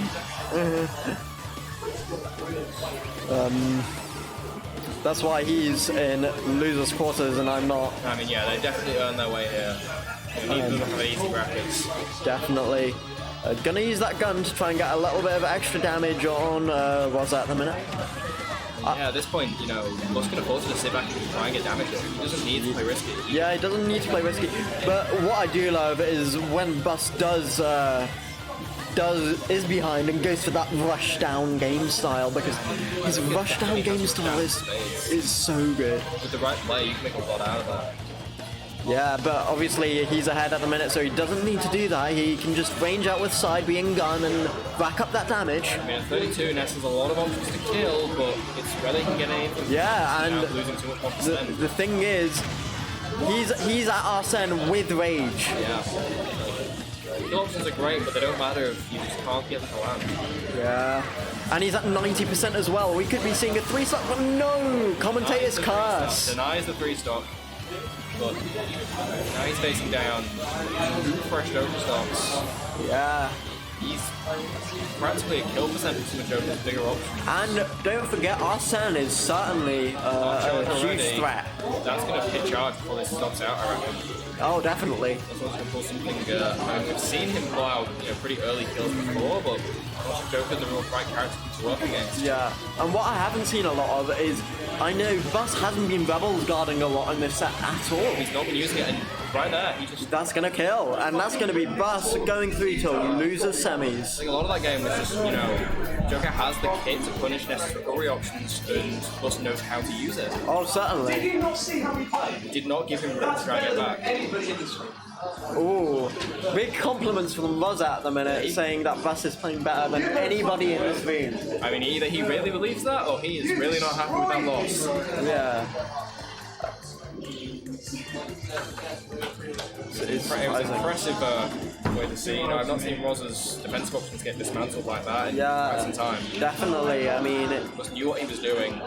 Bus exuding pressure, exalted popping off in the chat for Bus. It's nice to see chat cheering for Bus in a positive manner here. Yeah. Rather than chanting for him to face his beauty. Yeah, I mean, we always know Exalted's always been a big fan of Bus.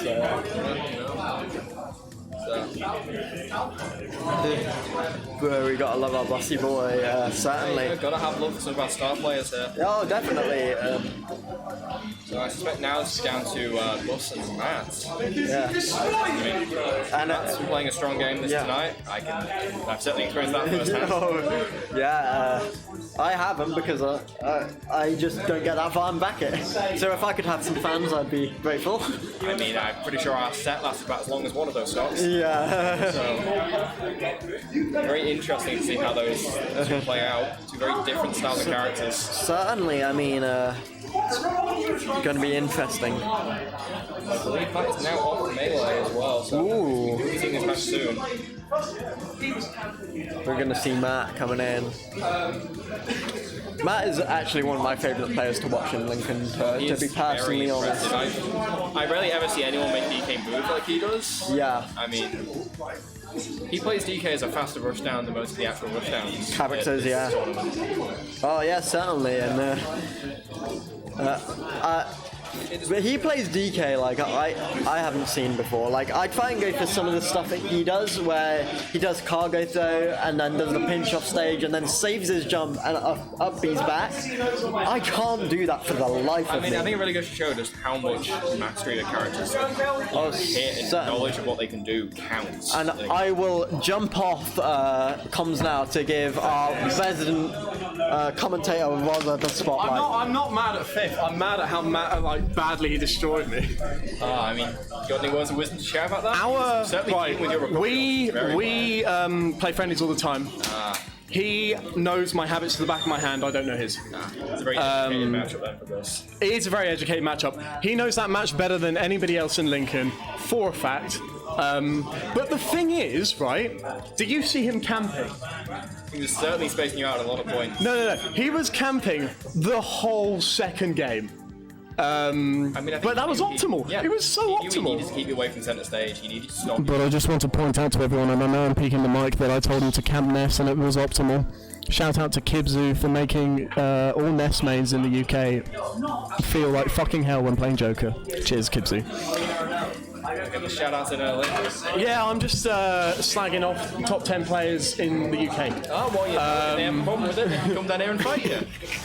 They definitely can. They can show up. But nevertheless, ladies and gentlemen, we are going to be getting to our winners semis game of Bus versus Matt. This is loser semis, sorry. We will be updating this momentarily, but already Matt is off to a okay, that controller wasn't working. Okay, we have had a controller issue. It allows us to actually set up the stream. See you around, dog.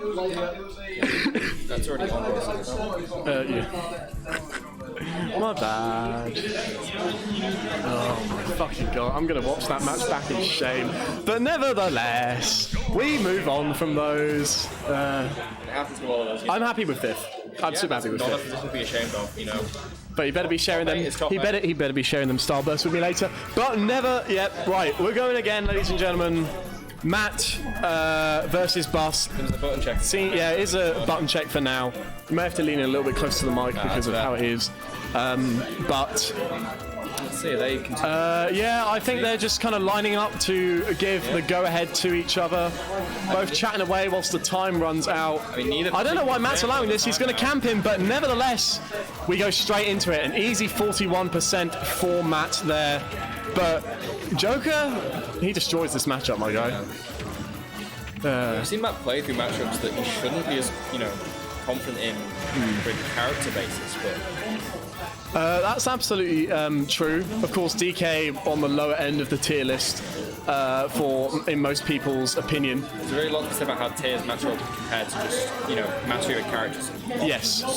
And, oh my goodness me. Couldn't have done that a couple of times earlier, but nevertheless, he can't afford to do that against Matt. No. But let's talk about kind of what each other have against against the opponent's character.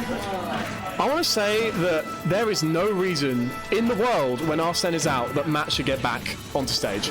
No. Because if he has to up B, which he has to here, okay. DK's very limited, but if he recovers high, you can throw out enough hitboxes still.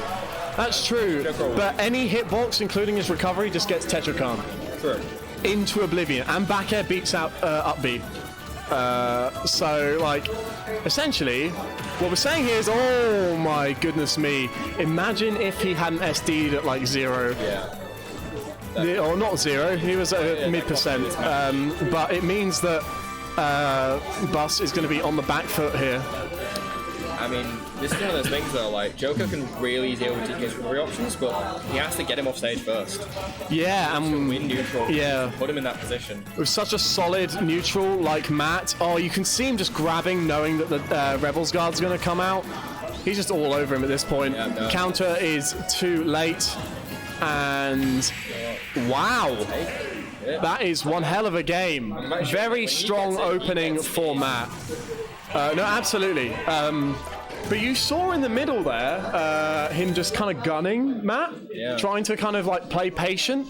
That is so strong when you have the lead. Yeah. But what Matt didn't let him have is the lead. You know, options to play safe and force them to approach only work as long as they have to approach you. Of course, it's an unfortunate game one there because Bus did SD in typical Bus fashion because Bus loves to SD. It's a fact. Bus SDs when you don't think it's even possible to SD. If that had worked out in Bus's favour, that could have changed the entire flow of that match. But yeah, it wouldn't have been such a confident two-stop. But Jacob can't get in his own head. He needs to recognise the strengths he has of his character in this matchup. He is playing a top 5 character here, and right now, did you see that jab hit the other way? Interesting. That's called Suspect, my guy. That's the Han Sakurai 5er into the weird hitbox combo that we love to see. All my thinking about very honest hitboxes, you know. Sure thing, buddy, sure thing. There's at least 3 of them. I ain't even talking about Ness back air right now. But nevertheless, like a really nice wait for the air dodge. He knows that everybody normally air dodges out of those drag down up airs, and he's always waiting for them. Meaning that, it's an even game now. Start this match, he knows how this is going to go. He rushed into stop Matt trying to challenge that punch. But... And in a situation like that, when Matt is near the ledge, he can't let him. Oh my god, just Randy F smash. That works. Well space. He can't let Matt.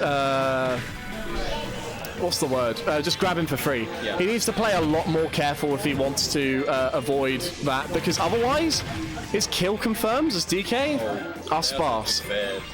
I think he really needs to take control early and try and keep it. He doesn't want to go for anything too risky. He doesn't want to get put in a disadvantage really at any point. Yeah, absolutely. A little bit of a overextension there. But, no, didn't take the jump. Matt didn't quite get the spike there. Whoever's going to have this kill is going to get some mad momentum going into the last stock of potentially the last game. You see Joker DK both off stage. You think you know how it's going to go on paper because of the characters, but these players... Yeah, Matt's finding a really good way to be off stage, and oh my goodness. Potential suspect DI there, given how slow he died. But Bus needs to find something right now. I guarantee you could camp Matt right now, and see, he's approaching. Yeah, you see on the top platform, especially a heavy with rage. You just want them dead. You don't want to risk leaving them. Now, Bus has dropped a couple of combos here, but you saw the A hard be taken by the platform there.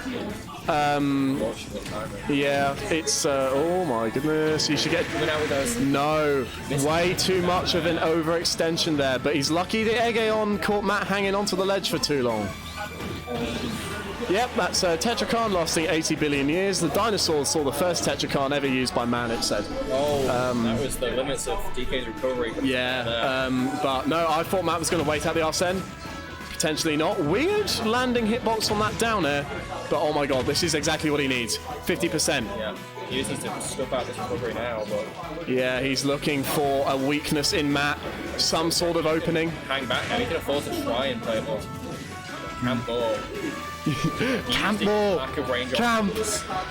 You saw him run the whole stage there, knowing where Matt was going to land, but that is a meaty hit. Smart not going on stage immediately, but Matt covering all those options with Donkey Kong's brilliant aerial pressure. Oh my goodness, that was such a good mix-up from Matt. But Arsene is almost about to be here. No way, that is going to be the game. Matt takes it 2-0 over Bus, because for some reason, I'm a magnet for Bus's best play. And then when he plays everyone else, he falls apart. I mean, hey,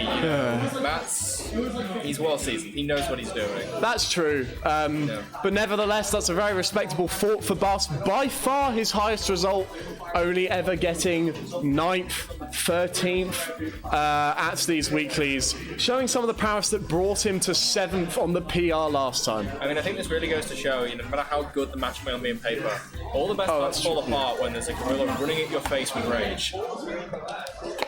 One thing that you'll notice between my game versus Bus and Matt's game versus Bus is that Matt did not let Jacob play his game. No. I by far let Bus play his game way You too both much. tried to play that more range neutral. Yeah. He got the better of it. Matt didn't give him the chance. Like, he was also better at punishing his overextensions. Like, he got the forward air, he caught the jumps with the back air. So what I'd like to see more from Bus is some work on the catching the recoveries. Definitely. And gun camping, my guy. It's not fair that you get to gun camp me into oblivion, but then when Matt plays, you suck at it. He didn't hear that one, but that one is definitely for the fans. See you around, Penny. But oh my goodness, we were talking so much about the last set that we didn't even focus on this one. It's Matt. It's Pijon. Here we go, losers finals. This is a match of the ages here. Yes, of The real course. question is, if these two are the ones heading up losers, who's waiting for them in winners now? 6-ball beat. Star-studded final then. No, absolutely. Matt losing to Pijon in winners, I think. Yes, losing to Pijon in winners, but Pijon losing to 6-ball, who's currently waiting in grand finals. Imagine Peter's going to have some confidence coming into this match, fresh off a win against Matt earlier today, but Yeah, but he's got to beat. it's the second time around. It was a 2-1, if I do believe, but I will have a look. I believe this will be the losers semis. Yes, it is losers finals, so of course it will be best of 5. Sorry. So there's Matt, a lot more to play you for know. there. More time for them to learn each other's habits, I suppose. More time to feel Yeah, it around was how they're playing today. a close 2-1. Pijon Matt's last set. So Matt looking to kind of adapt maybe a little bit more, make sure that he's playing the right way. And Pijon, I don't know how Pijon took the first stop because I was looking up the first game. But one thing that we saw from the last set that was super good is the way that he gets the 2 frames on the recovery. Oh, yeah. Game & Watch's down smash has been catching Matt all day. And it's something that I think Matt is going to need to really carefully play around. Beautiful pivot grab. Really doing the one thing that Russ couldn't last game, which is just controlling DK's space, not letting him get in where he wants. And that's another mistake from Matt. One thing that cost Matt the entire set was actually thinking that the smash attacks were unsafe. But of course, trying to grab that is only going to lead to a down tilt. His end lag is just safe on so many of his moves. He's got none. You've got to His animations, they say they take like 6 frames, 10 frames. They take 2, bro. It's boop, boop, 2 frames. He's not got in betweens. He just, he's hitting you, he's in idle. That's it, that's all you got. That's all you got. Boop, boop, boop, beep, beep. Anyway. Can't stay mad at a face like that, though. Absolutely. But, the super armor on the donkey punch. Now, that is a interesting, new way to punish that, so to speak. It is. It's very... You can tell they've played this match before. Yeah, absolutely, but Pijon is running away with this. He's pretty much got an entire stocks advantage. He's working. Oh, that was a really nice back air to catch the 2 framing down smash. But Matt's going to have to fund a lot more than that. He's going to need to fund a kill. He's so careful about it as well. Yeah. At this point, so many things to take him out. Look, he's just staying in the corner. That's not going to kill though. Brilliant ledge pressure from Pijon. Waiting it out is. Oh my goodness me! He was obliterated. Yeah. Talking to 2 frames, beat boop. He was there and he was gone. But challenge a lot of Game & Watch's kit, but it's a risky move to throw out. He's only got one. Yeah, that's it. The chair finishing thing. Pijon's ledge game is ridiculously good. Yeah. And that's really where Matt was struggling. You could see it when Matt was avoiding the 2 frames, he was getting around them, but he was still being kept at ledge through other means. I mean, Matt can, he's very good at rushing in, just ripping a stock away, but he doesn't control the space. He doesn't give him the chance to get in. Very much to his pace. Couldn't agree more. The battlefield, quite the debate over music, though. Yeah. Part of picking a stage, of course. I'm just thinking of how Bus's 4th place tonight is going to absolutely screw bracket. Because do you know where he is? He's not in top 8 currently, is he? No. Somewhere further low. He's not in top 10. He's not in top 15. Really? He's 20th on the PR. Yes. Wow. Because this is the first time he's made top 8. And he's only got 9ths and 13s. But nevertheless, people who have not lost a bus today include these two players. Yeah. And we see Battlefield come out from the two of them. Oh my god, these are some really good platform extensions from Pijon. Really well done. He was doing a lot of controlling with that move last game, but with Battlefield to work with, it's even stronger. Yeah, Matt simply resetting to neutral. Oh, thank you. But like, he's going to need to find something a little bit more. He uses the up B, but that's going to be a big punish. Doesn't kill. Like, that one must have been the sour spot. Yeah, it must have been. Because otherwise I would have assumed he got obliterated. But nevertheless, he's got to find his way down. Coming in to help a bit, but yeah. Not quite enough hits done there. He said too early a percent, but Matt looking to get his edge guard now. He's got no jump. Doesn't matter. This is very good for him. But he's waiting for an up B. Oh no. Oh, well, he gets away with it. It doesn't even matter. Normally, I don't know why he went for the up B there. Oh, my goodness. He was reading a roll, but he caught the dash in. Matt taking the first stock here in this game. He's not the only one that can, you know, until he gets two frames. Smash attack, but no, absolutely. Back up.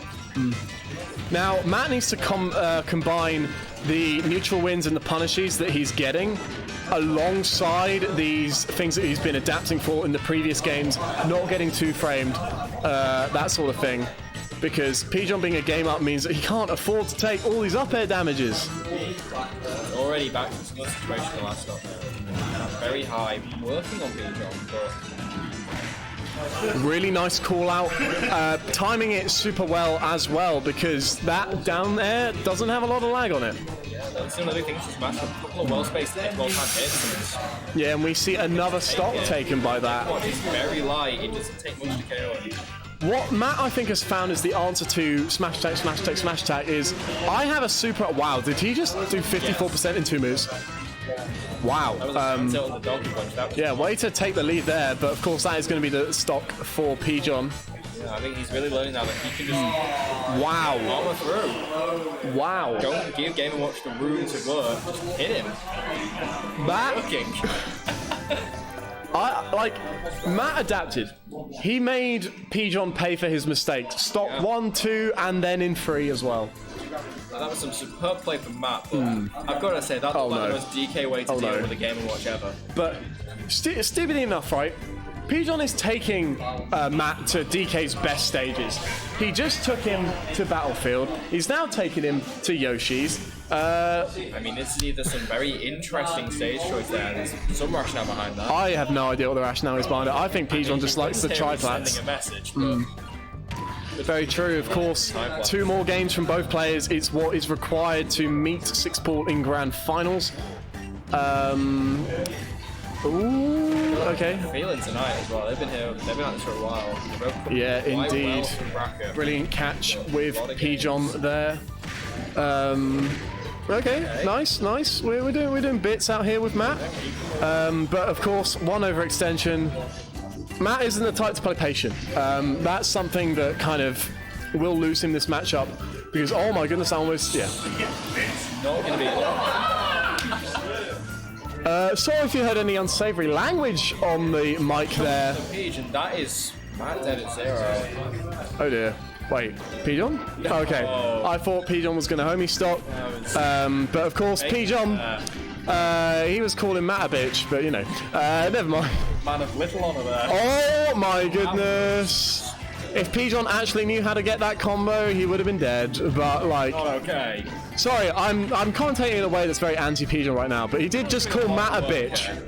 He called Matt a big old B word, and fantastic player, but is this really the room for such language? Exactly. He's been here for years. He should be setting a better example than this. Work killed him. But nevertheless, yeah, that's it. There we go. Guess what that is, ladies and gentlemen? That's a free stop. Oh, there we go. Kinda doesn't work, but nevertheless, Pijon goes up another game, one more game between... Huh? Did animation not work? The freestock animation specifically is a bit busted tonight. Things I can go to. It's MDSR, so. Lots of expletives from Matt. I'd like to, because I am, a journalist, I would just love to say, quote from Matt, I love playing Peach. Peach is one of my favourite people to play against, says Matt. Until he lets out all the expletives. Oh my goodness me. It's 2-1 to Pigeon.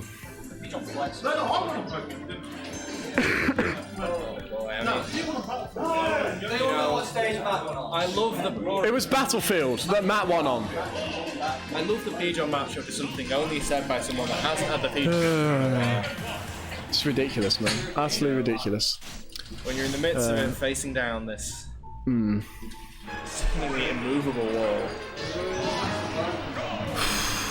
PS2, pretty staple choice. Not easy often on a counter pick though. Yeah, I'm pretty sure this is where game 1 was. It's MDSR, I believe so.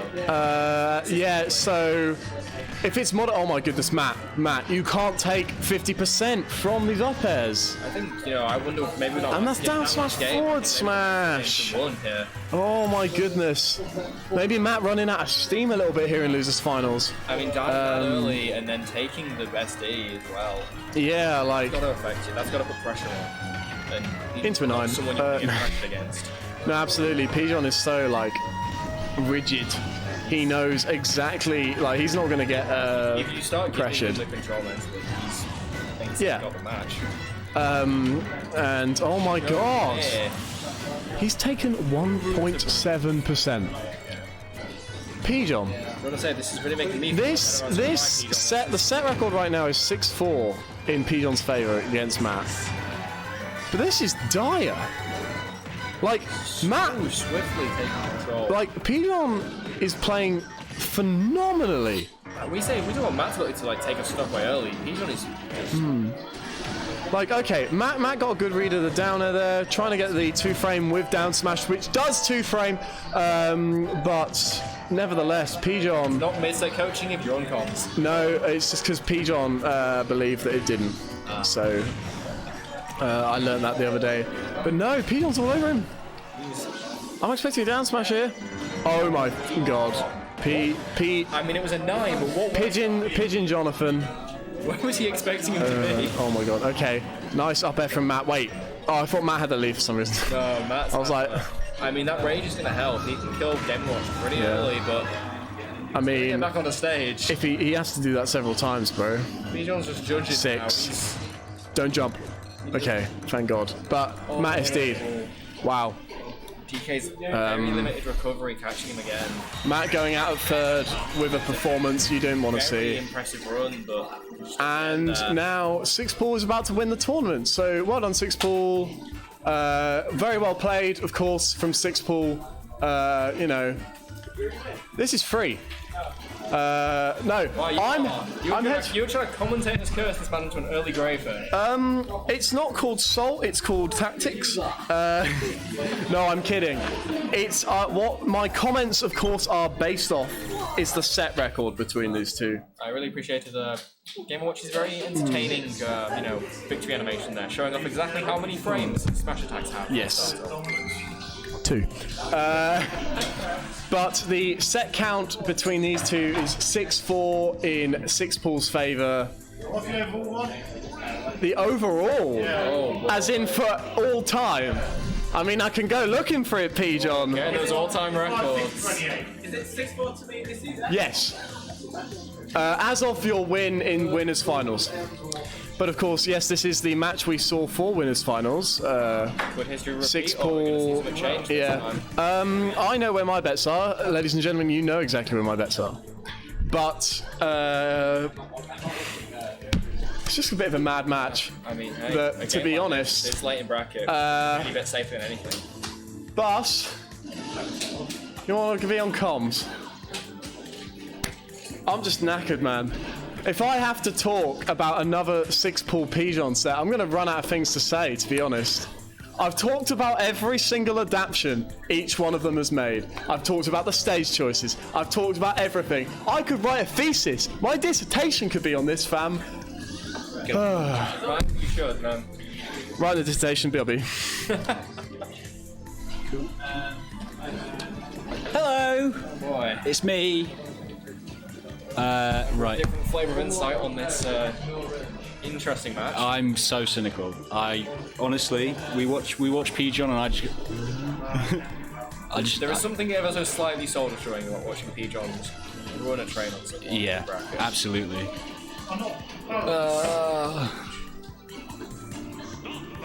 Okay, here we go.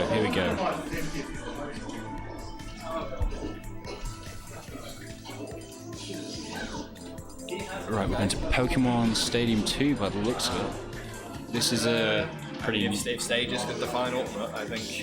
Yeah, this is like one of the most used stages in general. You know, maybe it's not completely neutral, but it's sure uncontroversial. That's what matters. Fair. Oh, yeah. Alright, 6 balls dipped. Right, we finished. Pigeon wins, 6 balls dipped. Wait, no way. No way. Pigeon, this isn't real, is it? He's making a bold play. Pigeon, this isn't real. 6 ball appears to be informing his next of kin, having seen the Luigi pick. Rory, did you see the Luigi coming out?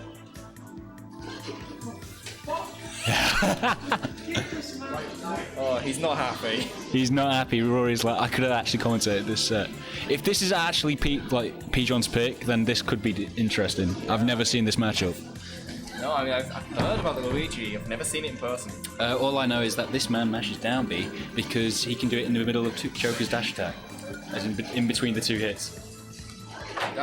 Because it's frame 1 invincible. That does not seem like that should be allowed, but it is. It is, absolutely. Sakurai said, what if? What if I did this, bro? You know what, here we go. Luigi actually is happening today. It wasn't a meme. How are we allowed to talk about interrupt moves while Luigi exists, you know? That was Roaring Neutral and it worked. Yeah. Twice. Fucking hell, well, we've already started off and Pigeon's A button wasn't working. Pigeon, you only use down B anyway, you're fine. Anyway, so that's game 1 to a 6 ball. I mean, I don't want to disparage our man Pigeon, you know, he is legendary, but it took him, 3 exchanges into that to realise his A button wasn't working. That's all we need to say. We don't need to say anything else.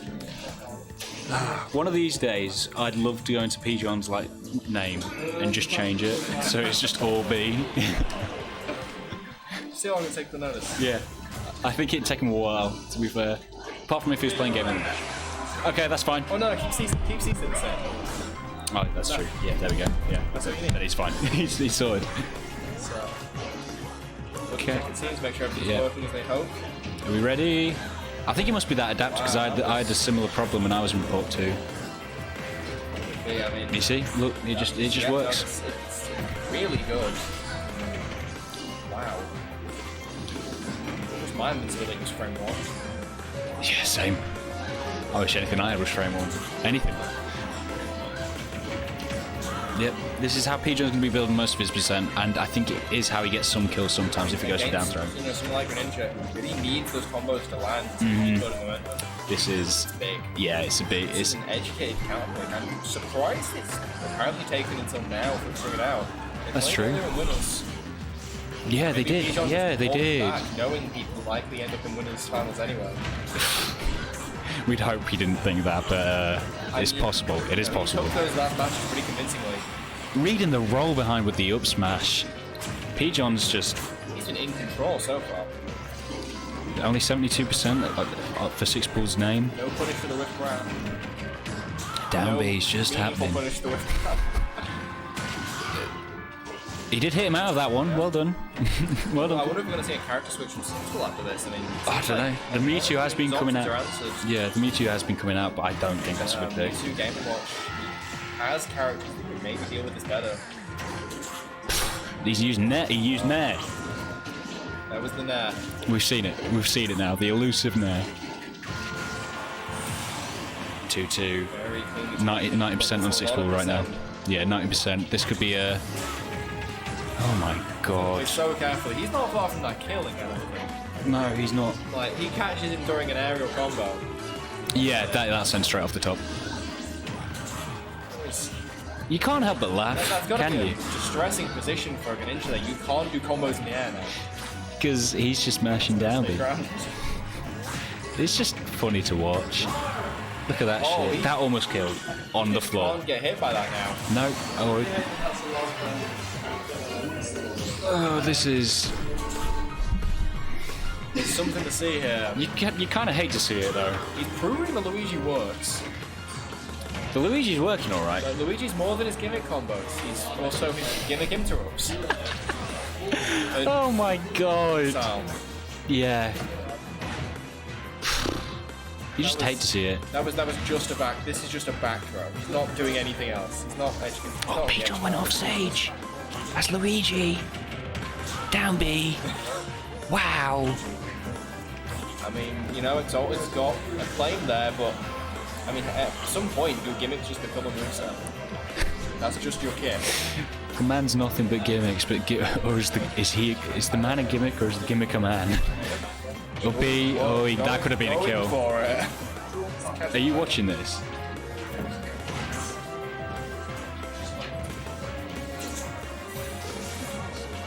Almost. 6 foot. So cautious at this point. He has to be. Like any mess up. It's perfectly spaced. Yep. I think that's what 6 needs to do. He needs to read the fact that P. John's going to be mashing that down B button out of anything, so just try and whiff punish it afterwards. He really do that, you know. He needs to catch massive prize almost to have a chance of landing first. Pretty much. I think the only way he can do it is if he waits for it to afterwards and then goes for a fair or something like that. Just throws the kill either, so not even that safe on shield. I think up throw kills at like 180. On mid-weights. Yeah, I think something like that. I mean, it's distressing to say that might be a Full throw. realistic There we option. go. There we go. Okay. So that grabs you quite limited for options. So 6 obviously in a tough position right here. 103%. I think it won't kill, but it's close. It's close to killing. I'm gonna say as Down B. fitting as this music may be for PS2, it's certainly fitting for a P-Drop match. Yeah. Especially when he's got this much of a lead. Although we are disregarding the fact he's that, pulling it back, he's making this work. but also Greninja has the tools to easily gimp Luigi at low percents. He just needs to get him in that vulnerable position and take advantage. Yeah, he just needs to get him off stage, flood him. That was unfortunate. Not gonna kill though. It won't kill until like 150. Majority to hit, but that was a. I think 6 has to focus, like, prioritize killing him off stage now. I mean, if he can space those That's it. he's got it. Yeah, there we go. Just need to force him off 6 stage. pull. That was a daunting set to face down there. But I feel like P-John shouldn't be discouraged. Luigi was clearly working. It's just he made that one mistake. There was a formula there, and it took 6 pull. 3 stops. Yeah, 3 stops to really find the conclusive answer, and even then, It wasn't. P-John potentially plays more aggressively with Luigi's kit. Takes him. He's swapping off. He's swapping off. Here we go. Fair enough. So here we go. Game 2. Going back to the Game & Watch. Makes sense. Doesn't want to let him get too accustomed to anything. That's Violet's true. a bold choice, really. I mean, it's not the most popular stage in the world. It's not, but at the same time, it works for 6 because he has side B that can hit through the stage. As in, like, he can side B underneath and it hits on the top. That's Lila. That is Lila. Lila is figuring out which of your disjoints can you just use the hell out of. And Game & Watch can obviously do up air through the stage as well, I think, and They there. both got options through that. I mean, don't you really have that many options to kill from the top? It's actually big here. No, not really, unless he gets a really good up air string. Yeah, that's not. That's not very likely to happen with Game & Watch's up B. Yeah. Down at smash, F smash. That's going to take the first stop. Going to come back to bite 6 pull, I think, a bit here. Light as Game & Watch is, he needs so little to kill. Yep. And only To 50. really work for it against characters. It's so easy to mistake. Only 52%, 67% on Game & Watch right now. This is plain sailing for P-John right now. He doesn't really particularly worry after about the kill. Almost the safest 6 pull than it was last game, but. Ooh, missing the ledge though. That was good by 6 pull. Evening it up.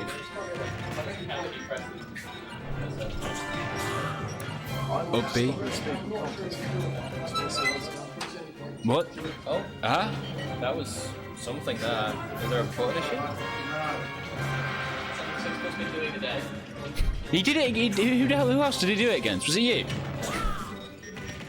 Did you two face him back in again?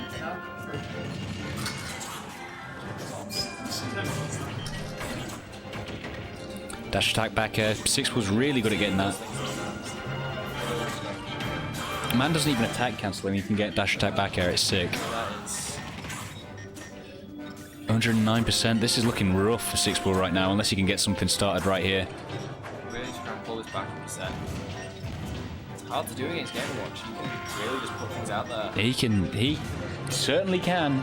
Man can just say, I'm going to throw out an F smash and you can't punish it. You've got to deal with the fact that I'm doing this.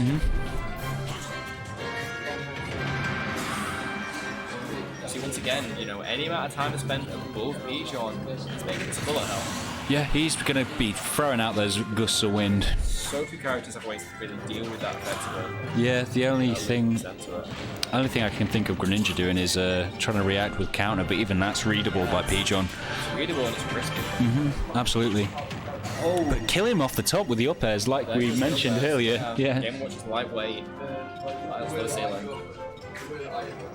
This is looking to be a very close game. Yeah. Last stop. Final stop even, but he's immediately taking some advantage there. He's getting his combos up B. He's actually using up B a lot more like aggressively.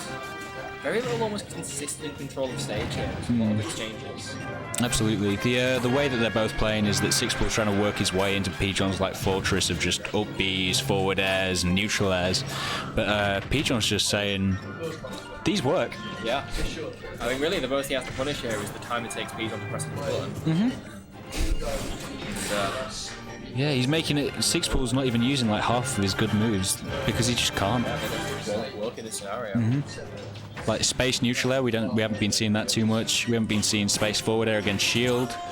I mean, you know, for as standout as Six Ball's current wrestling against Pigeon this season is, pretty much just not give him an easy match. Absolutely not. That was really good spacing on the forward air there. This is a dangerous spot because Pigeon has to recover to the ledge. He's on ledge, down smash, doesn't quite do it. Doesn't quite get hit through the shield. Hesitate for too long, maybe. Yeah. Someone needs to pull the trigger right now. Six Ball almost right. He read the jump. Quite in the right position. He's using forward airs a lot more this stock, which have been netting him some good percentage, which have led to him to being come back into the game. Dash attack. That was a really good read on the down air. 2-0 to Six Ball right now. This could potentially. I think he's showing how he won this in winners. Yeah. As much as Pigeon can take control. He's just keeping calm. He's working in there. Yeah, he's just whittling him down. He's playing really well right now. He's using his forward airs so effectively. Very good, you know, use of what his options are, timing it well. What's happening? I think they're disabling pause potentially. There was that pause middle of the last game. Okay. Potentially from a missing Yeah, foot yeah, there we go. Just removing that threat entirely. I think both of them are playing. Well, Pigeon's playing Pigeon. Six Ball's playing really well using his forward airs. I mean, you know, we say Pigeon's playing Pigeon, it works. You know, you can't say he's not good at what he does. Just where they go for the potentially the final game of this. Yeah, this could be it. You know, Pigeon's coming up from losers. He has a long way to go. Yeah, this is going to be have to be bracket reset, whereas Six Ball only has to win one more game. He's going for the villager. He's going for the villager. This is. Have you seen this against Greninja? I have, but I can't remember how it went. Yeah, I mean. It seems Okay. sometimes we don't see the villager quite as much as we do series matchups. So we know Pigeon's villager is possibly one of his most flowcharty. Lloyd, read the jump with the forward air. If you don't jump, grab. You know,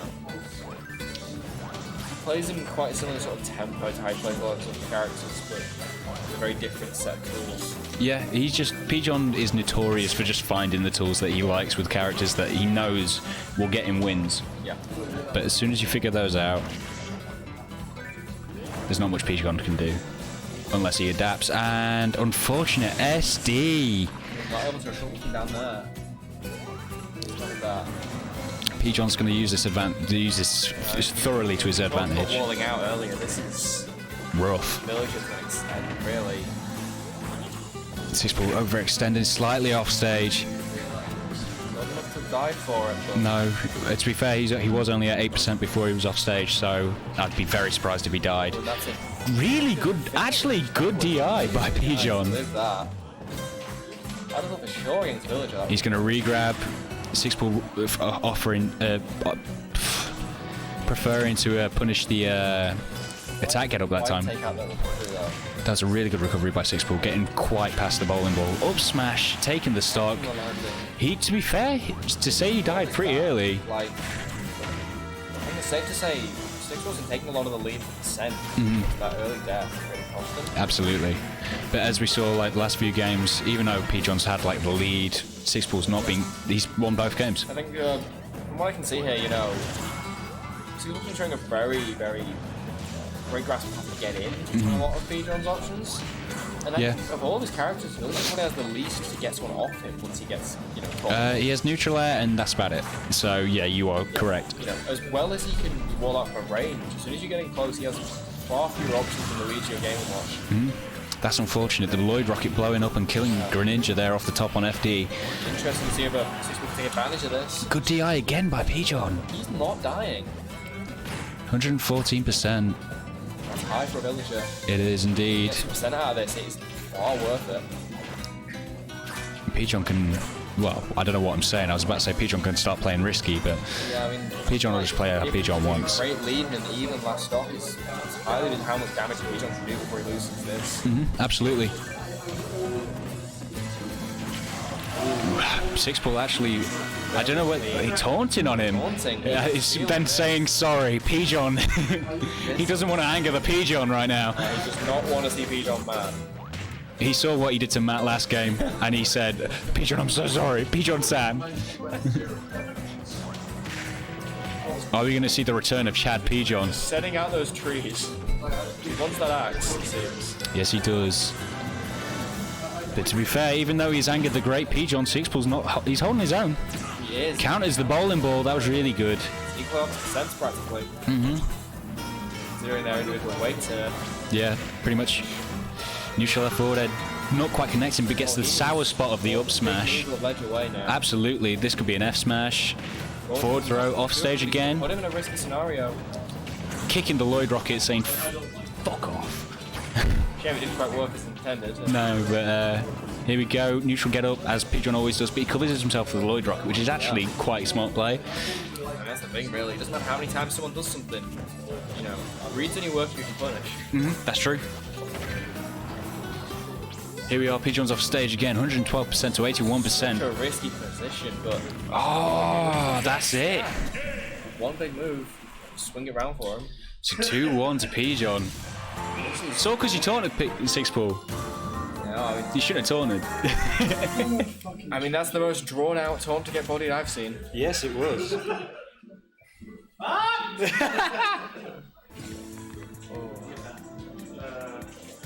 That is the sound of a man who just got buried to F smashed against Pigeon. Doesn't matter what character. He's got multiple characters. Getting buried to F smash is just. When we've seen the Pigeon Wii Fit. Oh my god, Pigeon Wii Fit. This is the Pigeon, can you please pick up Wii Fit? That'd be so funny. It's the next evolution of down smash F smash. Grenade! Jab 3 F smash. Let's go. Jab 3 forward smash. Rory's done. Can you actually? Oh, I didn't know that. Okay. Wow. Well, I feel a lot worse about my match game. Yeah, so do I. And oh god. Here we go, Greninja, Villager. That ball angle, that's too much. PS2, this is a good stage for Villager. He can drop those ball and balls off the top platforms, as Pigeon loves to do. Pigeon was just cycling through his character options until something worked. Yeah, I think he was. Which I mean, when you've got that many confident picks, it makes sense. Yeah, it's a best of 5. He has the time. As long as he gets this bracket reset, then Pigeon can carry on doing it. Oh, I do not want to be the person facing down a perspective. Pigeon air dodged. Oh. Pigeon air dodged on, like, directional air dodged on stage. That was sick. Taking this seriously. Man's playing now. And now Pigeon will try. It's angered him. No. There we go. Down. Oh, Sixpool with a phenomenal Very good. DI. There we go. The absolutely amazing DI. They were proving why they're here, you know. Absolutely. It's not just characters, it's not just gameplay styles, they know what they're doing.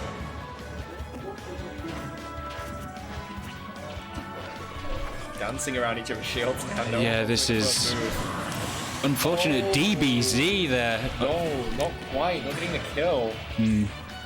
Sixpool getting the bad half of the deal. Not something you want to die for. I like how Sixpool's conditioned. No, Pigeon's conditioned Sixpool so hard to not even go off stage and attempt for a back air to stage spike. Risk it. Pigeon expressing his frustration at the fact that water shuriken didn't do anything. I mean, that's always the risk with Villager, you know. You're using their projectiles. Do you know it as well as you know your own kit? And then Sixpool just called him out with a high recovery with the forward air there, taking it off. Taking him off the side. Get out, but I still have flashbacks to the great Pigeon buried to Phantom at point blank. Yeah, yeah, I remember that.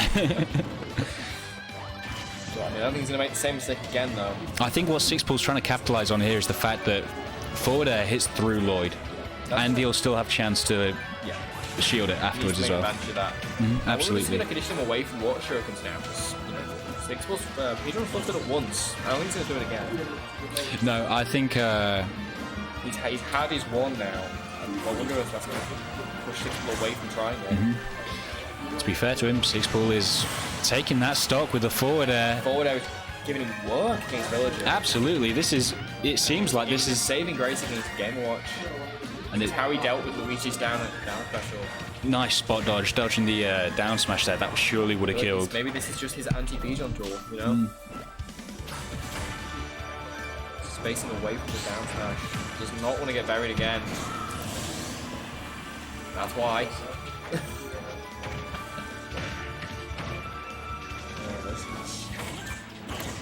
That's the last one again. He's got the lead. He's pushing him out, but not finding a kill. This is 77%. Yeah. This is looking very Sixpool favoured. That was close off ledge. Exchange. This is what Pigeon wants to be, but he's Pigeon. He's playing it safe. Forward air. Not quite taking this game yet. Showing, this one will.